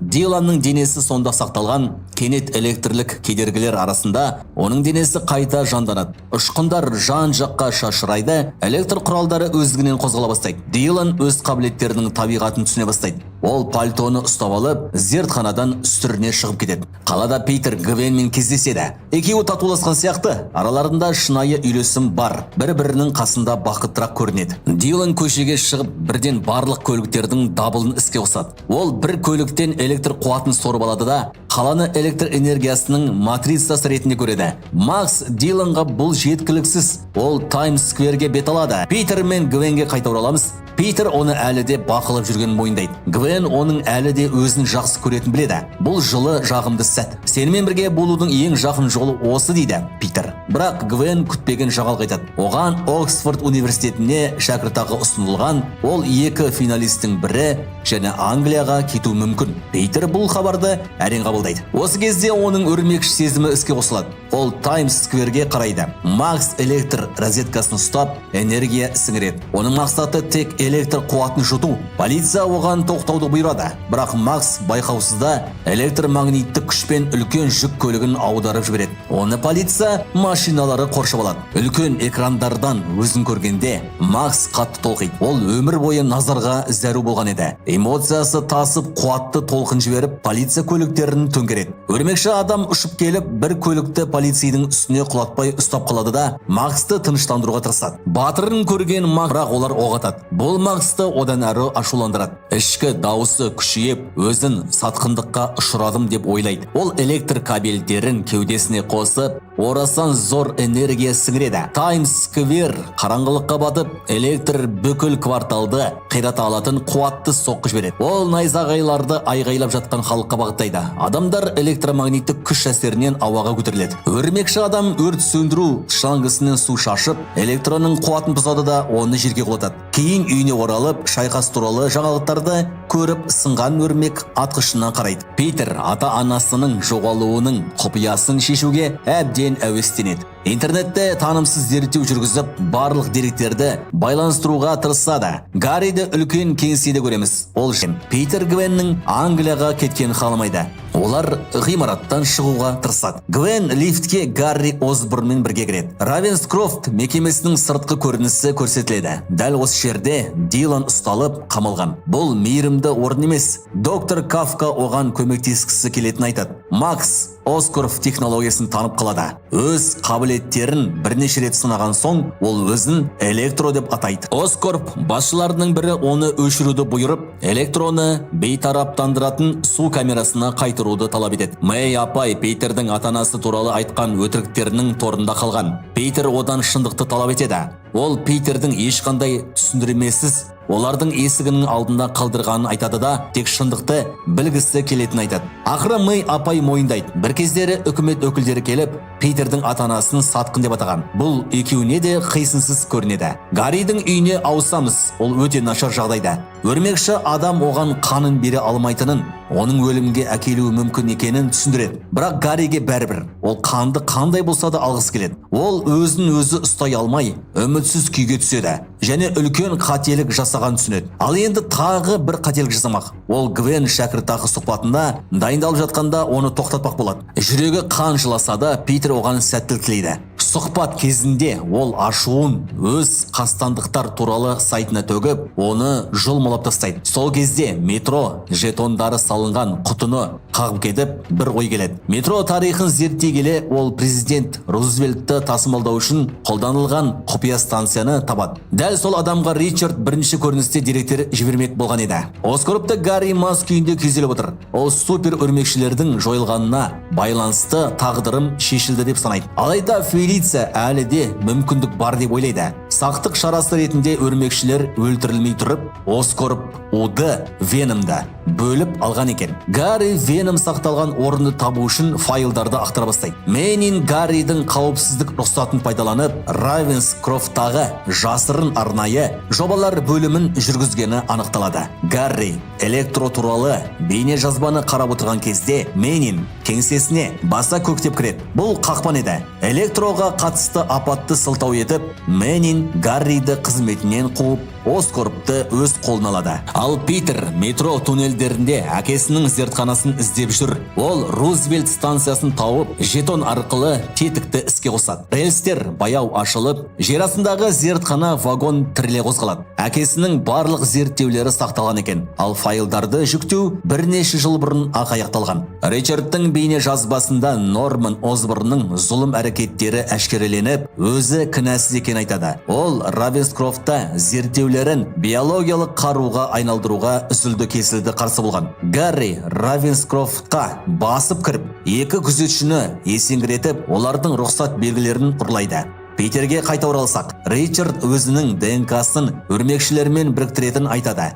Яғни тәжірибені тек оның қанына жататын адам ғана қайталай алады. Өрмекші адамның күшін зиянсыз қабылдай алатын жалғыз адам Питер. Гарри Равенскрофтта өрт дабылын қосып жібереді. Питер әкесінің «сені бәрінен де жоғары бағаладым» деген сөзінен көз жасына еріп береді. Гарри жасырын кейпін шешіп, электро қамалған камераға кіреді де, оның седативін көндіреді. Электро кетер алдында доктор Кафкадан кек алып, Гарримен бірге қашып шығады. Осы кезде Питер метро станциясына шығып, Гвеннен дауыстық хабарлама алады. Ол Оксфордқа қабылданған және қоштасуды бетпе-бет жасамау үшін әуежайға жол тартып бара жатыр. Электро Меннің күзетшісін өлтіріп, Гарриді арнайы жобаларға кіруге мәжбүрлейді. Электро өзінің ұрланған энергетикалық желі жобасын қайтарып алу үшін қаланы жарықсыз қылдырады. Ал Гарри арнайы жобалар бөліміне өзіне өрмекші уынан жасалған емді енгізеді. Ол қатты азап шегіп, жасыл гоблинге айналады.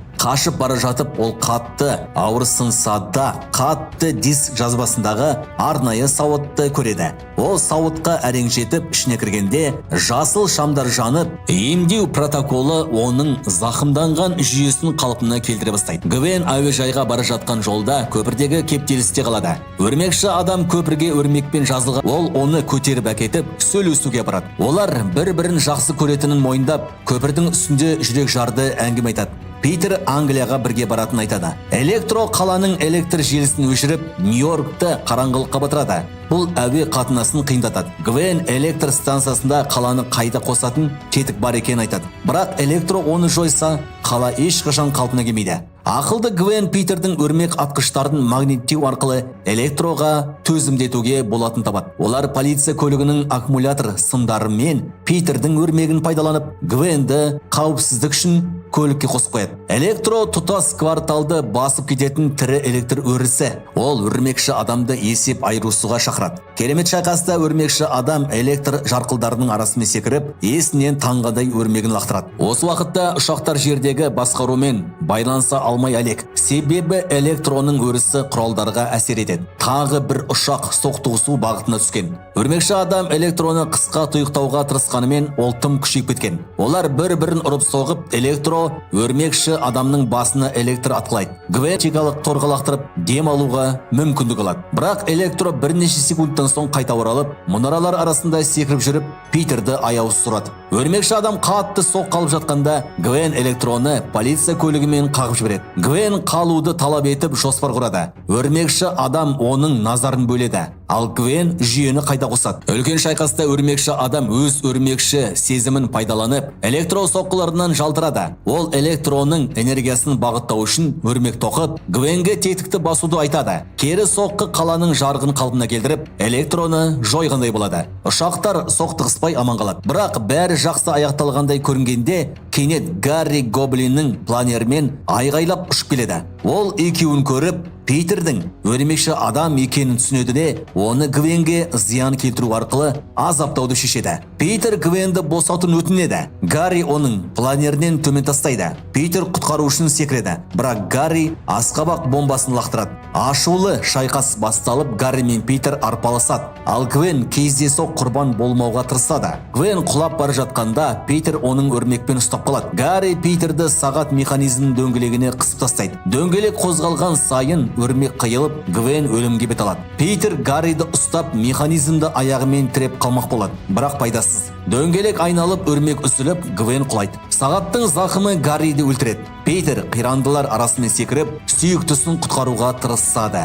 Өрмек тағы да ілінеді, бірақ соққы оның мойнын сындырып, Гвен сол сәтте жан тәсілім етеді. Бұл көрініс комикстегі дәл сол қалыпты қайталайды. Питер оның жансыз денесін құшағына алып, тірі қалуын жалбарына өтінеді. Гвеннің жерлеу рәсімі өтеді. Стейси ханым қатты күйзеледі. Питер мен Мэй апай отбасы кеткенше күтіп тұрады. Питер оның қабірдің жанында жалғыз отырады. Кадрлар бірнеше күн немесе ай бойы оны алыстан бақылап жүргенін көрсетеді. Равенскрофтқа ауысамыз.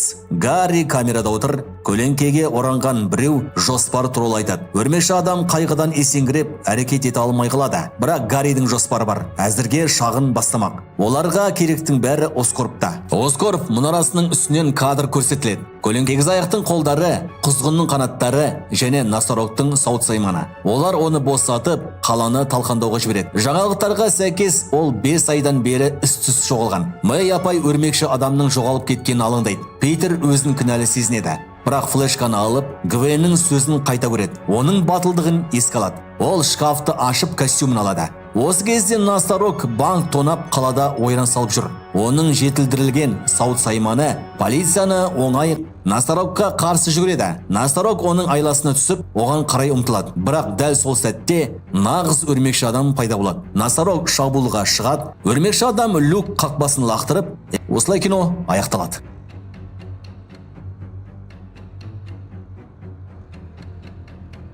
Фильм Нью-Йорк қаласында кек алушылар Читауримен шайқасқаннан кейінгі оқиғалармен басталады. Қалдықтарды жинаумен айналысатын жұмысшы Адриан Томс әріптесіне қызы салған шайқас үстіндегі кек алушылардың суретін көрсетіп жатыр. Олар Читаури Лифияфаның бөлшектеп қолдарына түскен кез келген технологияны жинауға кіріседі. Көп ұзамай ақштың зиянды бақылау департаментінің фургоны келеді. Энн Мэри Хоак Томасқа жұмысты тоқтатуды бұйырып, табылған барлық заттар тәркіленетінін хабарлайды. Томас қарсы шығып, өзіне кекесінмен сөйлеген агентті ұрып жібереді. Хоак оның талабын қайтадан қатаң түрде қайталайды. Damage Control ұйымының артында Тони Старк тұрғанын білген соң, Томас өз әріптесі Джексон Брайс, Херман Шульц және Финиас Мейсонды жинап, қандай бұйрық айтылса да, Читаури технологиясын жинауды жалғастыруға шешім қабылдайды. 8 жылдан кейін Томас пен оның адамдары бұл іспен әлі де айналысып жүр.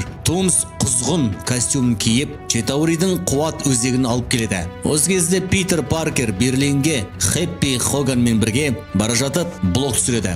Негізінде бұл Тони Старктың Питерді азаматтық соғыс оқиғалары кезінде өзіне көмекке шақыру еді. Хэппи Питерге Тони жасап берген жаңа өрмекші адам костюмын көрсетеді. Ал Питер қатты қуанады. Кейін ол әуежайдағы шайқаста темір адаммен және капитан Америкаға қарсы шыққан кек алушылармен бірге соғысқанын жазып алады. Тони Питерді лимузинмен үйіне жеткізіп алады. Ал Питер келесі миссияны асыға күтеді. 2 ай өткен соң Питер әлі де Хэппиден жаңа тапсырма күтуде. Ол қайтадан өзінің мектебіндегі қарапайым оқушы өміріне оралады. Питер ең жақын досы Недпен бірге Легодан өлім жұлдызын қарастыруды жоспарлайды. Питердің Лиз есімді жоғары сынып оқушысына көңілі бар. Ал бай әрі тәкаппар Флэш Томпсон оны жиі мазақ етеді. Мектептен тыс уақытта Питер қалада өрмекші адам ретінде адамдарға көмектесіп, қылмыспен күреседі. Ол бұл қызметін Старктағы тағылымдама деп атайды. Сол себепті мектептегі Декатлон командасынан шығып кетеді. Мектепте жүргенде Питер жасырын түрде жаңа өрмек сұйықтығын жасайды. Бір түні өрмекші адам кек алушылардың маскаларын киген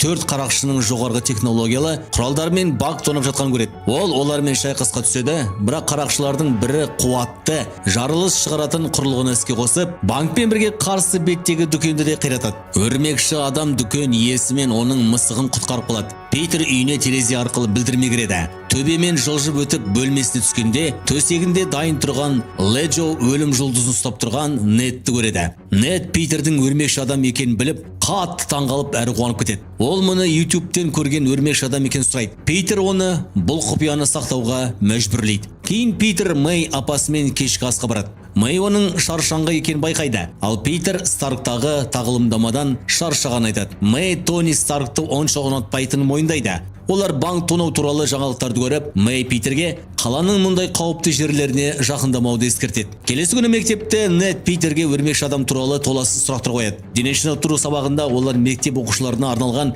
Капитан Америка жүргізетін әлеуметтік роликті көреді. Ал Питер оның өзімен шайқасқанын қысқаша айтып өтеді. Лиздің өрмекші адамға ғашық екенін естіген Нед абайсызда Питердің өрмекші адамды танитынын айтып қояды. Лиз Питер мен Недті үйіндегі кешке шақырып, өрмекші адамды да шақырып көрін сұрайды. Кешке барған соң Нед Питерді бірден костюм киюге үгіттейді. Флэш тиісіп бастаған соң Питер киім ауыстыруға кетеді. Бірақ алыстан жарылысты көріп, соны тексеруге аттанады. Ол Брайс пен Шульцтың Читаури технологиясын Арон Дэвис есімді қылмыскерге сатып жатқан көреді. Нед телефон шалғанда дыбыс шығып кетіп, қылмыскерлер мұны тұзақ деп ойлайды. Өрмекші адам араласып шайқас басталады. Бірақ құзғын келіп, оны өзімен бірге алып шығады да өзенге тастап жібереді.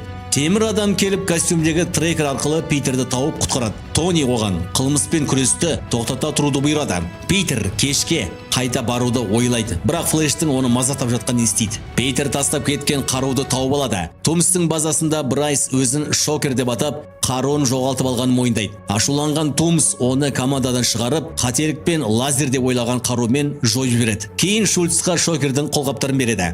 Недтің көмегімен Питер қаруды ашып, оның ішінде қуат өзегі барын біледі. Ол шокерді мектептен бақылап, оның Мэрилендке бара жатқанын анықтайды. Сол үшін Питер қайтадан Декатлон командасына қосылып, Вашингтонға аттанады. Қонақ үйде Питер Недпен костюмды бұзуды сұрайды да, онда оқыту дөңгелектері протокол арқылы көптеген функциялары өшірілгенін біледі. Ол оларды сөндіруді сұрайды. Костюмде жасанды интеллект бар екенін анықтайды және оның көмегімен қылмыскерлерді іздейді. Өрмекші адам зиянды бақылау жүк көлігін тонымақ болғандарды тоқтатуға тырысады. Бірақ құзғынмен шайқаста есінен танып қалады. Ол таңертеңге дейінгі жабық қоймада оянып, костюмдегі АИ Каренмен сөйлеседі.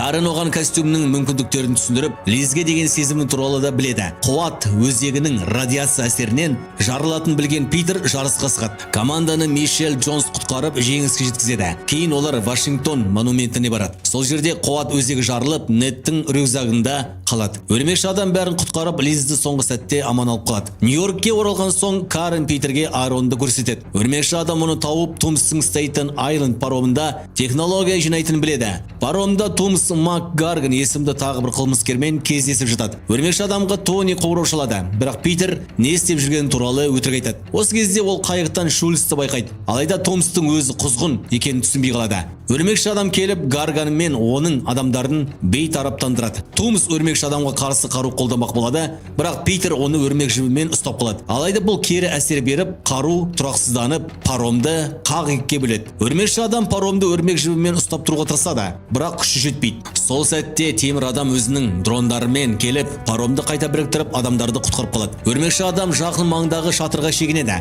Темір адам оны тауып алып, айтқан тынымағаны және костюмды пайдалану туралы өтірік айтқан үшін қатты ұрсады. Питер паромдағы оқиға үшін Тониді кінәламақ болады. Бірақ бұл жолы Тони костюмнен шығып, Питердің сөзінің шынында да тыңдаған айтады. Ол Тумс отырған сол паромға ФБР жібергенін түсіндіреді. Тони, егер бір зардап шексе, оның жауапкершілігі Питерді болатын еске салады. Өзінің бұл костюмге лайық емеспін деп сезінген Тони Питерден өрмекші адам костюмын қайтарып беруді талап етеді. Питер костюмсіз ешкім емес екенін айтып жалбарынады. Бірақ Тони, егер сен костюмсіз ешкім болмасаң, онда оны киюге лайық емессің деп жауап береді. Питер оны көндіре алмайды. Питер үйіне көңілсіз күйде қайтады. Мэй апайы оның күні бойы телефонға жауап бермегенін, тіпті полицияға хабарласқанын, мектептегі жазадан қашқанын, Вашингтондағы декатлон сайысын жіберіп алғанын және әр түн сайын үйден тығылып шығатынын бетіне басады. Ол бәрін түсіндіруді талап еткенде Питер тағылымдамадан шығарылғанын мойындайды. Питер қайтадан қарапайым оқушы өміріне оралып, Нетпен көбірек уақыт өткізеді. Мектепте Лизді тауып, оған ғашық екенін айтады. Лиз мұның бұрыннан білген екен. Питер оны мектеп бітіру кешіне шақырады, ал Лиз келіседі. Би кеші күні Питер Лизді алып кетуге келгенде, оның әкесі Андриан Тумс екенін біледі. Біраз ыңғайсыз суреттерден кейін Тумс оларды көлігімен кешке апарады. Жолда Лиз Питердің өмірі мен Вашингтондағы оқиғалар туралы айтқанда, Тумс бәрін бір-бірімен байланыстырып, Питердің өрмекші адам екенін түсінеді. Лиз көліктен түскен соң Тумс Питерге, егер оның ісіне араласса, өзің де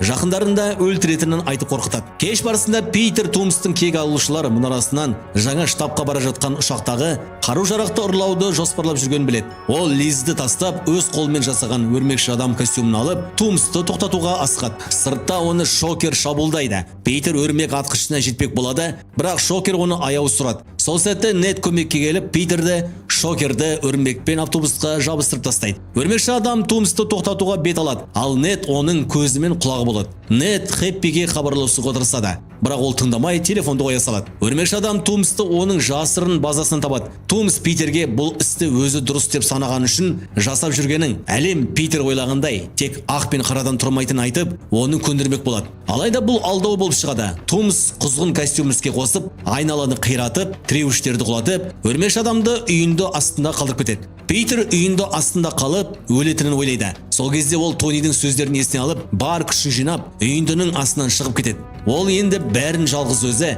Тонидің көмегінсіз жасау керектігін түсінеді. Өрмекші адам құзғынның костюміне жабысып, ұшақты тоқтатуға тырысады. Тумс қаруды алмақ болады, бірақ Питер оның жоспарын бұзады. Екеуі ұшақта шайқасып, қозғалтқыштарды істен шығарады да ұшақ Кони Айлендке қарай құлайды. Питер ұшақты қаладан алыстатып, жағажайға қондырады. Тумс қарумен қашпақ болады, бірақ Питер оның жарылатынын ескертеді. Тумс бәрібір ұшып кетпек болғанда, қуат өзектері жарылып, ол жерге құлайды. Питер Тумсты тауып өмірі сақтап қалады да, оны қарулардың қасына қалдырып кетеді. Кейін Хэппи мен полиция келіп, Тумсты тұтқындайды. Мектепте Питер Лиздің әкесі сотта жүргендіктен анасымен бірге Орегонға көшетінін біледі. Лиз Питерге би кешінде тастап кеткен үшін әлі ренжулі. Ол қоштасып, Питердің өзін табуына тілектестік білдіреді. Питер қайтадан декатлон командасына оралады, ал Мишель Джонс капитан болып тағайындалады. Ол өз лақабатының МЖ екенін айтады. Көп ұзамай Питерге әжетханаға келу туралы хабарлама келеді. Ол жерде Хэппи оны күтіп тұр екен.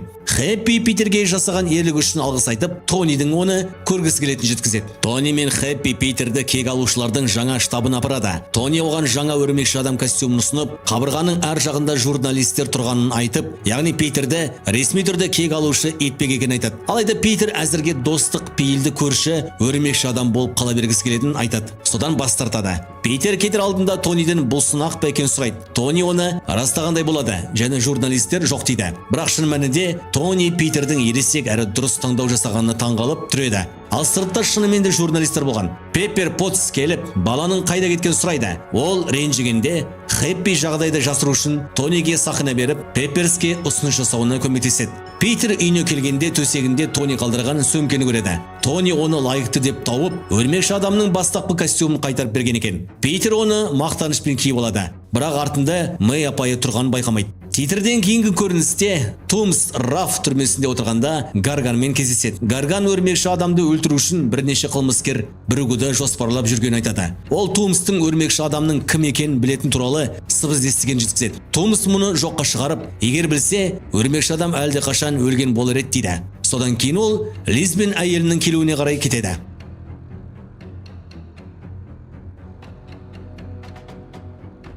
Фильм Мексикадағы бір қалада басталады. Ник Фьюри мен Мария Хилл бет-әлпеті бар циклон қала арқылы ойран салды деген хабардан кейін бұл аймақты зерттеу үшін келеді. Көп ұзамай олар элементаль деп аталатын тіршілік иесіне тап болады. Нақтырақ айтқанда, жерді басқару қабілеті бар элементалға. Фьюри мен Марияға Квентин Бэг есімді ерекше күшке ие сауыт киген адам көмекке келеді. Және ол екеуіне жер элементалымен шайқасуға жәрдемдеседі. Оқиға Мидтаун ғылым және технология мектебіне ауысады. Бетти Бранд пен Джейсон Йонелло күнделікті мектеп жаңалықтарын жүргізіп жатады. Бірақ хабарды Тони Старкқа, Стив Роджерске, Наташа Романовқа және Вижнге арналған еске алу бөлімінен бастайды. Бетти шап оқиғасын еске алады. Көптеген оқытын сыныптық сапарға дайындалып жатыр. Ал Питер сол сапарда оған сезімін білдіргісі келеді. Кейін Питер өрмекші адам ретінде қайырымдылық кешіне қатысады. Ол жерде оған қолдау көрсету үшін тәте Мэй де болады. Және оның да шаңға айналғанын білеміз. Олар Хэппи Хоганмен кездеседі. Оның Мэйге қырындап жүргені байқалады. Ол Питерге Фьюридің қоңырау шалатынын ескертеді. Шынында да солай болады. Бірақ Питер басқа уайымдары бар болғандықтан қоңырауды елемейді. Кейін ол журналистермен сөйлесу үшін сыртқа шығады, бірақ олар оны жаудан қашып кетеді. Кейін сынып сапарға аттанады. Питер демалысын рахаттанып өткізу үшін өрмекші адам костюмын үйде қалдырмақ болады. Бірақ кейін Мэйдің оны сөмкесіне салып жібергенін біледі. Оларға мұғалімдер мистер Харрингтон мен мистер Дель жетекшілік етеді. Басқа оқушылар да бірге келеді. Соның ішінде өрмекші адамның үлкен жанкүйері болса да, Питерді мазақтауды доғармайтын Флэш Томпсон бар. Ұшақта Питер Неттен МЖ-дің қасына отыру үшін орын ауыстыруды сұрайды. Бірақ нәтижесінде мистер Харрингтон Питерді өз қасына отырғызады. Ал МЖ Брэд Дэвистің жанына отырады.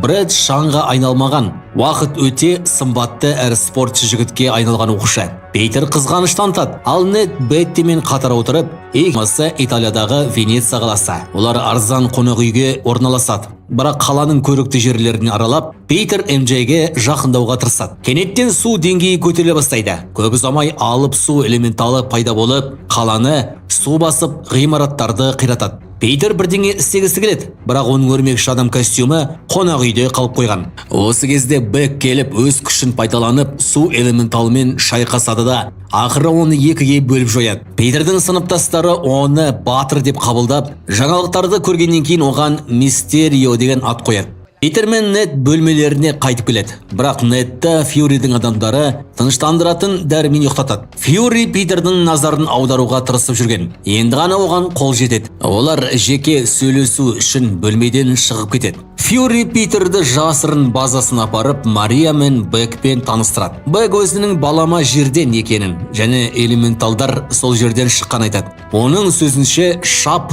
бұл құбылыстарды тудырған. Ал от элементалы оның туған әлемі мен отбасын жойған екен. Фьюри Питерден көмек сұрайды. Бірақ Питер өзінің мұндай қарсыластармен соғысуға лайық кек алушы деп санамайды. Фьюри сыныптың демалысын бұзып, өз қызметкері Дмитрийді жүргізуші етіп, оларды күтпеген жаңа бағыт Прагаға жібереді. Себебі от элементалы дәл сол жерде шабуыл жасамақ. Жолда шығар алдында Фьюридің жіберген бойшаң әйел Питерге жасырын костюм тапсырады. Ол Питерге киімін шешіп костюмды киюді бұйырады. Бірақ осы сәтте Бред көріп қалып, Бредті өшіру үшін оның соңынан қуады. Алайда Бред МЖ-ге көрсетемін деп қорқытады. Сапар барысында Питер Тони Старктың оған қалдырған жоғарғы технологиялы көзілдіргін табады. Ол Эдит деп аталады. Питер Эдит пен Бред мәселесін шешуді сұрайды. Бірақ бұл шабуыл бұйрық ретінде қате түсінеді. Питер бүкіл сыныпты қырып жібере жаздаған дронды жасырын түрде тоқтатуға мәжбүр болады. Ақырында ол Эдит арқылы Бредтің телефонын бұзып көріп, суретті өшіреді. Прагаға келген соң министр Харрингтон оқушыларға операға билеттер берілгенін айтады. Бұл олардың карнавалға бару жоспарын бұзады. Шын мәнінде Фьюри от элементалының жолына қалмас үшін Питердің достарын ғимарат ішінде ұстауды жоспарлаған еді. Питер сыртта күзетте қалуға мәжбүр болып, МЖ-дің қасында отыру жоспары тағы іске аспайды. МЖ оның артынан шығады, ал Нед пен Бетти оларды карнавалға бара жатыр деп ойлап, соңдарынан ереді. Сыртта от элементалы пайда болып, ойран сала бастайды. Өрмекші адам мен Мистерио бірге шайқасып, оған металды тигізбеуге тырысады. Өйткені ол күшейіп кетеді. Нед пен Бетти шулу дөңгелегіне тұрып қалады. Өрмекші адам оларды құтқаруға тырысқанда Мистерио от элементалымен соғысады. Өрмекші адам өрмек атып жаратылыстың ішінен бір нәрсені жұлып алады. Ал ол МЖ жасырынған жердің қасына құлайды. Мистерио өз күшін пайдаланып, элементалдың кеудесіне еніп оны жояды. Питер оның жағдайын тексеруге барады. Бірақ соған қарамастан Фьюри оны айтқанын істемейді деп ұрсады. Топ Берлинге бет алған кезде Фьюри мен Мария Питер мен Бекті жаңа команда құру жайын талқылауға шақырады. Питер Бекпен жеке сөйлесіп,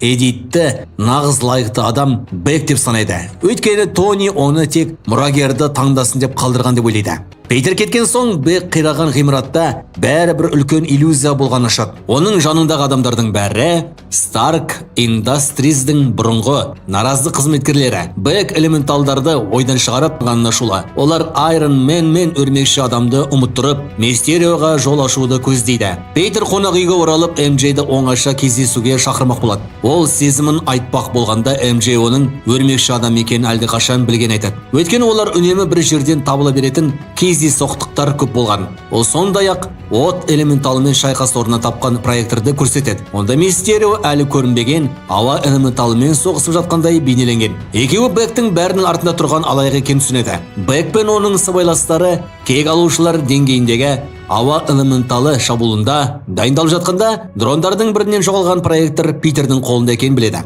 Питер Фьюри мен Марияға Бектің шын ниетін айтуға барады. Бірақ Бек одан бұрын жетіп, оны толықтай иллюзияның ішіне қамайды. Ол Питерді өзі болғысы келетін батыр емес деп мазақтап, тіпті Тони Старктың қабірінен шығып, оны қорқытып жатқан көріністі бастан кешіруге мәжбүр етеді. Фьюри Бекті ұстап алғандай болып, Питердің бұл туралы тағы кімге айтқан соң Питердің достарын өлтіру керегін біледі. Ол Питерді пойыздың жолына да итеріп жібереді. Пойыз оны соққандай көрінеді, бірақ Питер шын мәнінде қатты жарақаттанып қана пойыздың үстінде есінен танып қалады. Питер Нидерландырдағы түрме камерасына оянады. Қашып шыққаннан кейін ол Хэппиге қоңырау шалып, өзін алып кетуін сұрайды. Хэппи оның жарақаттарын таңып жатқанда Питер күйзеліске түсіп, Тони неге өзін мұрагер етіп таңдағанын түсінбейтінін, өзі үнемі бәрін құртып алатынын айтады. Хэппи оны жұбатып, Тонидің оған белгілі бір себеппен сенгенін және Питердің өзі болуға тиіс батырға айналатынын білген айтады. Питер өзін қолға алып Лондонға барып достарын құтқармақ бұрын Тонидің компьютер арқылы өзіне жаңа костюм жасайды. Бұл кезде сынып Лондонды аралап жүрген туристік автобуста болады. Алайда оны Бектің сыбайластарының бірі жүргізіп келеді. Олар Лондон көпірінде тоқтайды. Сол жерде Мистерио ауа элементалын шабуылға дайындайды. Шайқасқа өрмекші адам жаңа костюммен келеді. Хэппи Недті, МЖ-ді, Беттиді және Флешті құтқаруға барады. Бірақ оның ұшағын жарып жібереді. Олар ортағасырлық мұнараға тығылуға мәжбүр болады. Ал дрондар олардың соңын қуады. Олар бір бөлмеге жасырынады, бірақ МЖ шоқпарымен бір дронды құлатып үлгереді. Содан кейін бөлмеде қамалып қалады. Өрмекші адам ауа элементалының иллюзиясының ішіне кіріп, барлық дрондарды өрмекпен бір-біріне байлап, оларды соғыстырып, иллюзияны бұзады. Ол тағы бірнеше дронды жояды. Бірақ Мистерио оның қыспақ қалып, иллюзияның ішінде тұрған Питерге қарсы дрондар тобын жібереді. Өрмекші түйсігін пайдалана отырып, өрмекші адам барлық дроннан жалтарып, бәрін жояды. Аласапыран кезінде дрондардың бірі Мистерионы атып жібереді. Питер Эдитті алуға барады, бірақ Бен оны өлтіру үшін соңғы бір иллюзия жасауға тырысады. Алайда ол іске аспай, Бек масқара күйде өлім құшады. Содан кейін Питер барлық дрондарды өшіреді. Одан кейін ол MJ-ді көпірдің үстінде кездеседі. Екеуі бір-біріне деген сезімдерін мойындайды. Фьюри тағы да Питерге жолыққысы келеді. Бірақ Хэппи оның жаңа қызы бар екенін айтып, баланы мазаламауын сұрайды. Оқушылар үйлеріне қайтады. Питер Хэппи мен Мэйді отырғызып, олардың араларында дамып келе жатқан қарым-қатынас жайлы сөйлеседі. Хэппи өздерін жұппыз деп ойласа, Мэй оны жай ғана өткінші әуестік деп санайды. Кейін Питер өрмекші адам кейпінде MJ-ге кездесуге шығады. Ол оны қаланың үстінен тербетіп ұшады. Бірақ биіктік MJ-ді қатты қорқытады. Титр ортасындағы көрініс. Кездесуден кейін өрмекші адам MJ-ді көшеде қалдырады. Сол сәтте қала ортасында шұғыл жаңалықты естиді. Белгілі болғандай, Джеймсонның өзі көрсетеді. Онда Бек қолдан өңделген видео арқылы Лондонда болған дрон шабуылдарын өрмекші адам ұйымдастырды деп көрсетеді. Сонымен қатар Бек бүкіл қалаға өрмекші Фьюри мен Марияның шын мәнінде скрулдар, Талс пен оның әйелі Сорн екені ашылады. Фьюри оларға эдитті Питерге беруді бұйырады. Ал Талс Фьюриді болған оқиғалардан хабардар етеді. Соңында Фьюридің скрул кемесінде демалып жүргені көрсетіледі, ал бұл кемені өзі басқарып жүрген көрінеді. Питер Паркер Мистерионы жеңгеннен кейін Мистерио оның шын бейнесін ашып, Питердің өмірін толықтай астан кестен етеді. Оның сүйіктісі Мишель Джонс Нью-Йорк көшесінде келе жатқанда бұл жаңалық тарайды да, журналистер оны қоршап алады. Сол сәтте өрмекші адам пайда болып, синтетикалық өрмек арқылы қызды құтқарып, оны аман-есен үйіне жеткізеді. Олар бөлмеге терезе арқылы кіреді. Ал көп ұзамай Мэй мен Хэппи есікті ашады. Питер олардың ажырасып кеткенін айтады, ал Хэппи бір шетте қайғырып қалады. Сол кезде Питер тәтесіне бүкіл әлем білген шындықты айтады. Оның өрмекші адам екенін. Осы сәтте ғимаратқа тікұшақтар жақындап Питердің бет барлық жаңалықтарда көрсетіледі. Көпшілік ашулы еді. Себебі олар Мистерионы жақсы батыр деп сенген, ал өрмекші адам оны өлтірді деп ойлайды. Енді Питер тергеуге алынып, оны тұтқындау туралы ордер шығарылады. Жағдайды қиындатқан тағы бір жайт. Мэй, MJ және оның ең жақын досы Недте сыбайлар ретінде айыпталады. Олардың адвокаты Мэтт Мёрдок полицияда нақты айға жоқ екенін айтады. Дегенмен Питер қоғамдық пікірмен бет-бе-бет келуге мәжбүр болады. Ал ол мүлде оның жағында емес еді. Сол кезде біреу терезеден кірпіш лақтырады. Ал Мэтт оны қағып үлгереді. Питер адвокатының шеберлігіне таңғалады да кірпішке байланған жазбаны байқайды. Онда Мистерионы қолдайтын ұран жазылған. Халықты бұл адамның шын мәнінде зұлым болғанына сендіру мүмкін емес еді. Осы шабуылдан кейін Питер мен Мэй қауіпсіз жерге көшу керек екенін түсініп, жағдай басылғанша Хэппидің үйіне қоныс аударады. Келесі күні Питер мен MJ мектептегі соңғы оқу жылын бастауға дайындалады. Мектептің алдына халық жиналады. Біреулер өрмекші адамды қолдаса, енді біреулер оны қорқыту үшін келген. Ақыры ішке кіргенде Питер сыныптастары мен мұғалімдерінде оны атақты адамдай қабылдай бастағанын көріп, енді ешқашан қарапайым жігіт ретінде өмір сүре алмайтынын түсінеді. Кейін Питер мен MJ террасада кездеседі. Олар камерасыз оңаша қалуға болатын жалғыз жер еді. Оларға Нед қосылып, үшеуі университет жайлы әңгімелейді. Барлығы Митте оқысы келеді, бірақ MJ тым үлкен үміт артқысы келмейді. Бір аптадан кейін Бостондағы университеттерден жауап хаттар келеді. Алайда Питер ешқайсысына қабылданбапты. Ол үмітін үзбей, басты таңдауы Миттен жауап күтеді. Бірнеше күннен соң көп күткен хат келеді. Питер MJ жұмыс істейтін кофеханаға барып, хатты бірге ашпақ болады. Нед те сол жерде болады. Үшеуі хатты бірге оқып, өрмекші адаммен байланыстары үшін қабылданбағандарын біледі. Достарына зиян тигізгеніне күйінген Питер көмектесе алатын жалғыз адамға доктор Стивен Стрэнджге баруды шешеді. Сарайға кіргенде бәрінің қармен жабылған көреді. Вонг қарсы алады. Ал көп ұзамай Стрэндж пайда болады. Питер одан уақытты кері қайтарып, Мистерионың оның тұлғасын ашуына жол бермеуді сұрайды. Бірақ Стрэндж кеңістік пен уақытпен ойнау, миллиондаған өмірді қайта тірілту үшін ғана жасалғанын айтады. Жеке мәселелер үшін тағы қайталауға бола ма деп сұрайды. Питер бұл өтінішті өз өмірі үшін емес, жақындарының зардап шеккені үшін жасап отырғанын айтады. Стрэндж уақыт тасы енді жоқ екенін айтып, басқа шешім ұсынады. Ұмыттыру сиқыры. Бұл сиқыр адамдарға Питер Паркердің өрмекші адам екенін ұмыттырады. Вонг оның қауіпті екенін ескертеді. Бірақ Стрэндж келісе отырып, жасырын үңгірде сиқырды бастайды. Сиқыр аяқталғанда барлығы, соның ішінде Стрэндждің өзі де Питердің өрмекші адам екенін ұмытатынын айтады. Питер, MJ, Нед және Мэйді бұл сиқырдан тыс қалдыру сұрайды. Осы араласу салдарынан Стрэндж сиқырды бақылаудан шығарып, ғаламдық апатқа жақындатады. Сиқыр сәтсіз болып, Питер сарайдан қуылып шығады. Питер, Мит, Вице канцлерін әуежайға бара жатқан оған қуып жетіп, достарына екінші мүмкіндік сұрамақ болады. Сол сәтте оның өрмекші түйсігі қауіп жақындағанын сезеді. Кенет адамдар көліктерін тастап қашады, ал асфальт астынан металл шатырлар шығып, машиналарды жояды. Доктор Октавиус пайда болып Питерге көліктерді лақтырады. Ол Питерді ұстап алып лақтырып жібереді. Питер металл аяқтарын шығарып қарсы тұрады. Октавиус оны жақсы танитын сияқты және кек алғысы келеді. Питер темір жолда тұрған вице-канцлердің көлігін құтқармақ болады. Бірақ Октавиус оның костюмінің бір бөлігін жұлып алды. Нанотехнологиядан тұратын бұл материал шатырлармен байланысып, Питерге оларды басқаруға мүмкіндік береді. Октавиус масканы шешіп, бұл өзі білетін Питер емес екенін түсінеді. Питер бір шатырды пайдаланып, әйелдің көлігін жолға қайдырады. Ол алғыс айтып, қабылдау комиссиясына қайта қарауды сұрайтынын айтады. Осы сәтте жасыл гоблин пайда болады. Бірақ Стрэндж портал ашып, Питер мен Октавиусты өз үңгіріне алып кетеді. Онда басқа зұлымдар арнайы түрмеде ұсталып отыр. Стрэндж сиқыр салдарынан басқа ғаламдардан Питер Паркердің өрмекші адам екенін білетіндер тартыла бастаған түсіреді. Ол Питерге браслет беріп, осы ғаламға жатпайтындарды ұстап түрмеге жіберуді тапсырады. MJ мен Нед интернет арқылы зұлымдарды іздей бастайды. Олар әскери зертхана маңында ұшатын құбыжық жайлы куәгерлерді табады. Питер ол көпірде көрген жау деп ойлайды. Октавиус оның Норман Осборн жасыл гоблин екенін айтады, бірақ оның бұрын өлгенін алға тартады. Кешке Питер орман арқылы базаға келеді. Ол жарық бағандарынан қуат сорып жатқан жарқыраған тіршілік иесін көреді. Бұл Электро. Өрмекші адам оны ұстауға тырысқанымен ол таза энергиядан тұрады. Электро шабуылдап Питерді алыстата лақтырады. Сол кезде алып құм тауы пайда болып, қорғаныш жасайды. Ол өзін Флинт Марко деп таныстырады. Питер оның көмегімен Электроны әлсіретіп, адам қалпына қайтарады да түрмеге жібереді. Флинт күмәнданып Питерге шабуыл жасайды, бірақ ол да түрмеге қамалады. Түрмеде Макс Электро доктор Курт Коннорспен кездеседі. Ол өзін әдейі кесірткеге айналдырған ғалым еді.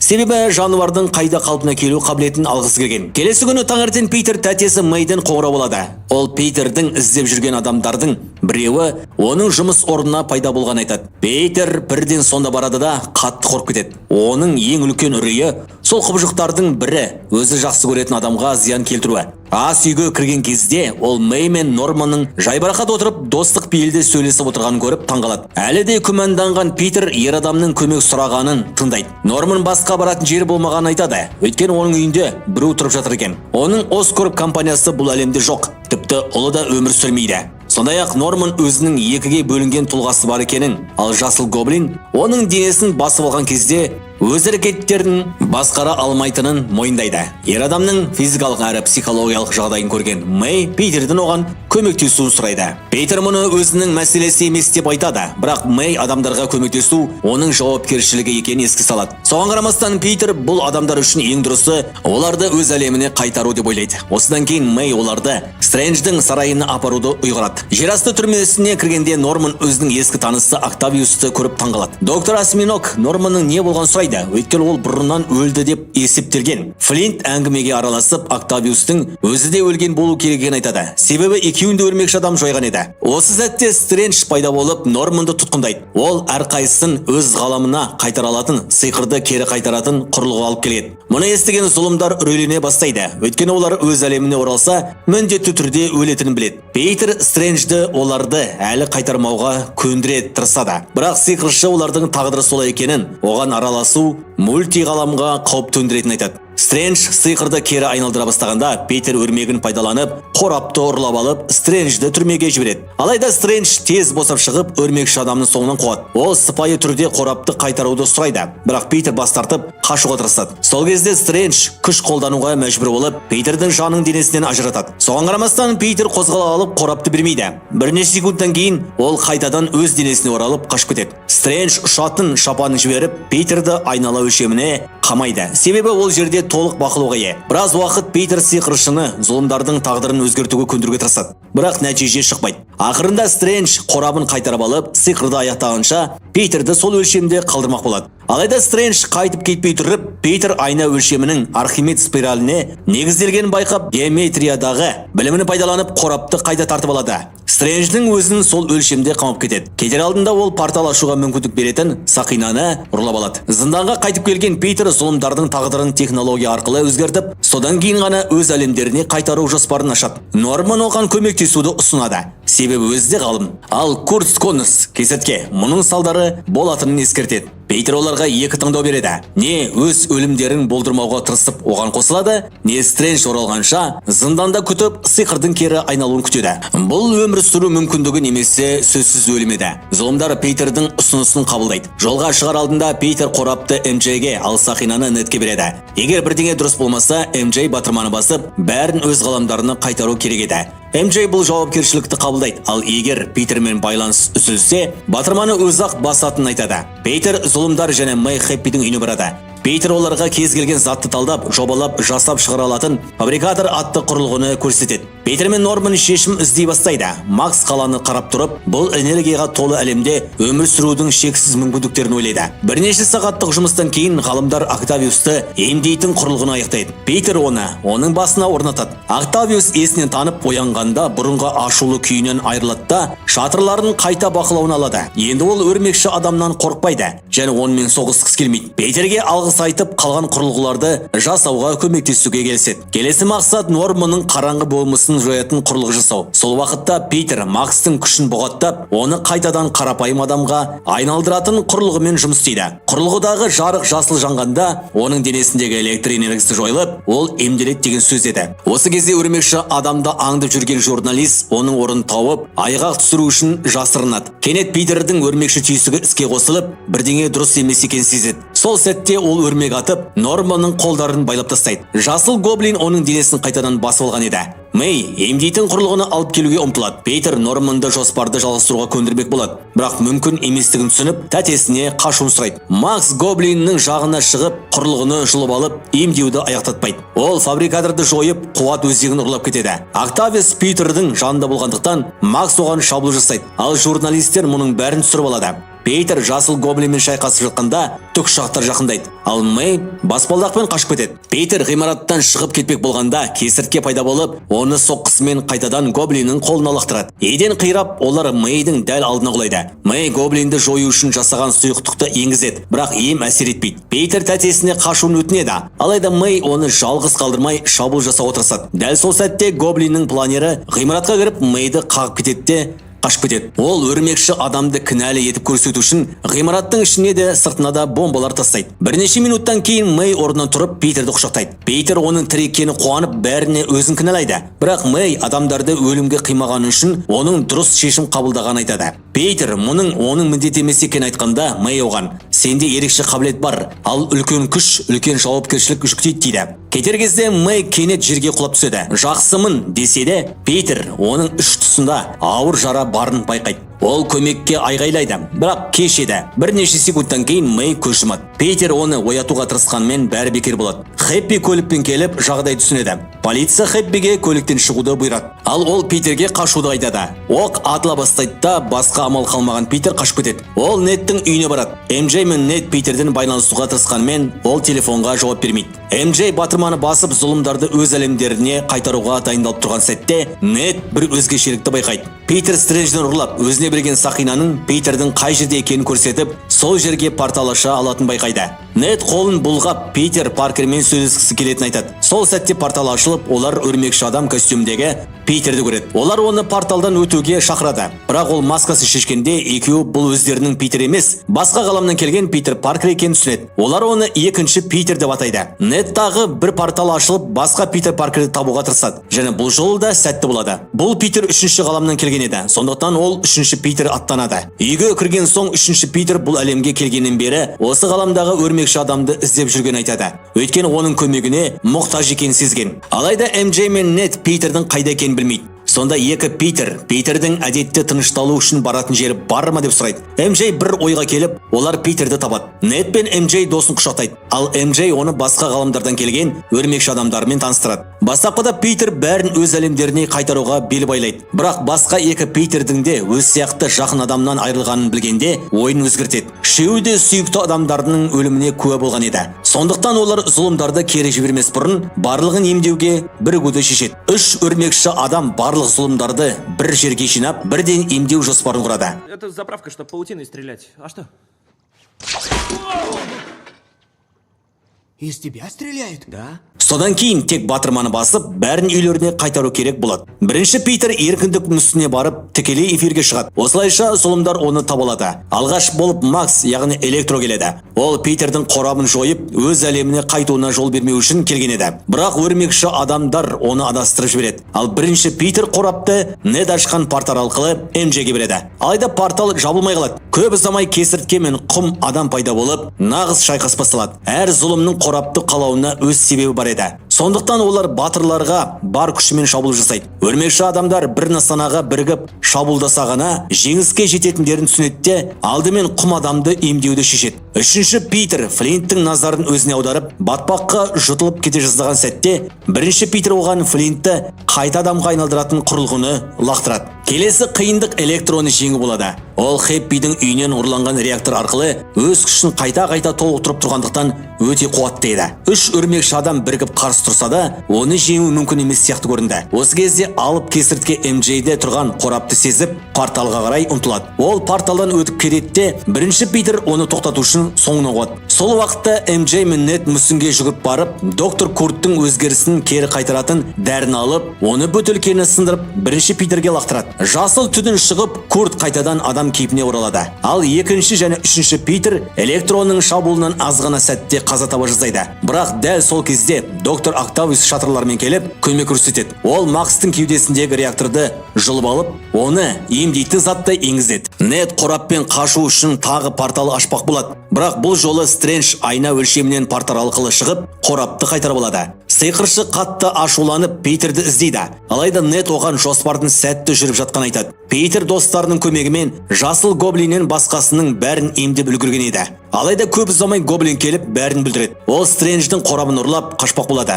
Бірақ сиқыршы оны қайтарады. Сонда Стрэндж қораптың ішіне гоблиннің бомба орнатқанын байқайды. Жарылыс кезінде MJ мүсіннен құлап кетеді. Бірінші Питер оны құтқаруға секіреді. Бірақ гоблин тоқтатады. Дәл сол сәтте MJ жерге соғылар алдында екінші Питер оны құтқарып қалады. Бұл көрініс оған кезінде сүйіктісі Гуэнді құтқара алмағанын еске салады. Жарылыс салдарынан қораптағы Стрэндждің сиқыры босап, барлық ғаламдардан өрмекші адамның шын тұлғасы білетіндердің бәрі осы шындыққа тартылып келе бастайды. Бірінші Питер мен гоблин соңғы жекпе-жек бетпе-бет келеді. Ашуға булыққан Питер оны өлтіргісі келетінін мойындайды. Мұны алыстан бақылап тұрған екінші және үшінші Питер, егер бұлай жалғаса берсе, бірінші Питер батыр емес, кісі өлтірушіге айналатынын түсінеді. Көп соққыдан кейін гоблин әлсіреп жерге құлайды. Питер оны тақтасын алып, соңғы соққы беруге дайындалады. Бірақ үшінші Питер оны тоқтатуға тырысып, сол сәтте артынан пышақталады. Питерде гоблинді өлтіруге барлық себеп болса да, ол мұны істемейді. Керісінше оны емдеуді таңдайды да, жараланған досының жағдайын тексереді. Үшінші Питер аман екеніне көз жеткізген соң, бірінші Питер Стрэнджге көмектесу үшін барады. Стрэндж оған барлық ғаламдардың күйреп жатқанын айтады. Сонда Питер бүкіл әлемге Питер Паркердің кім екенін ұмыттыратын сиқыр жасауды сұрайды. Бұл тіпті өзін сүйетін адамдардың да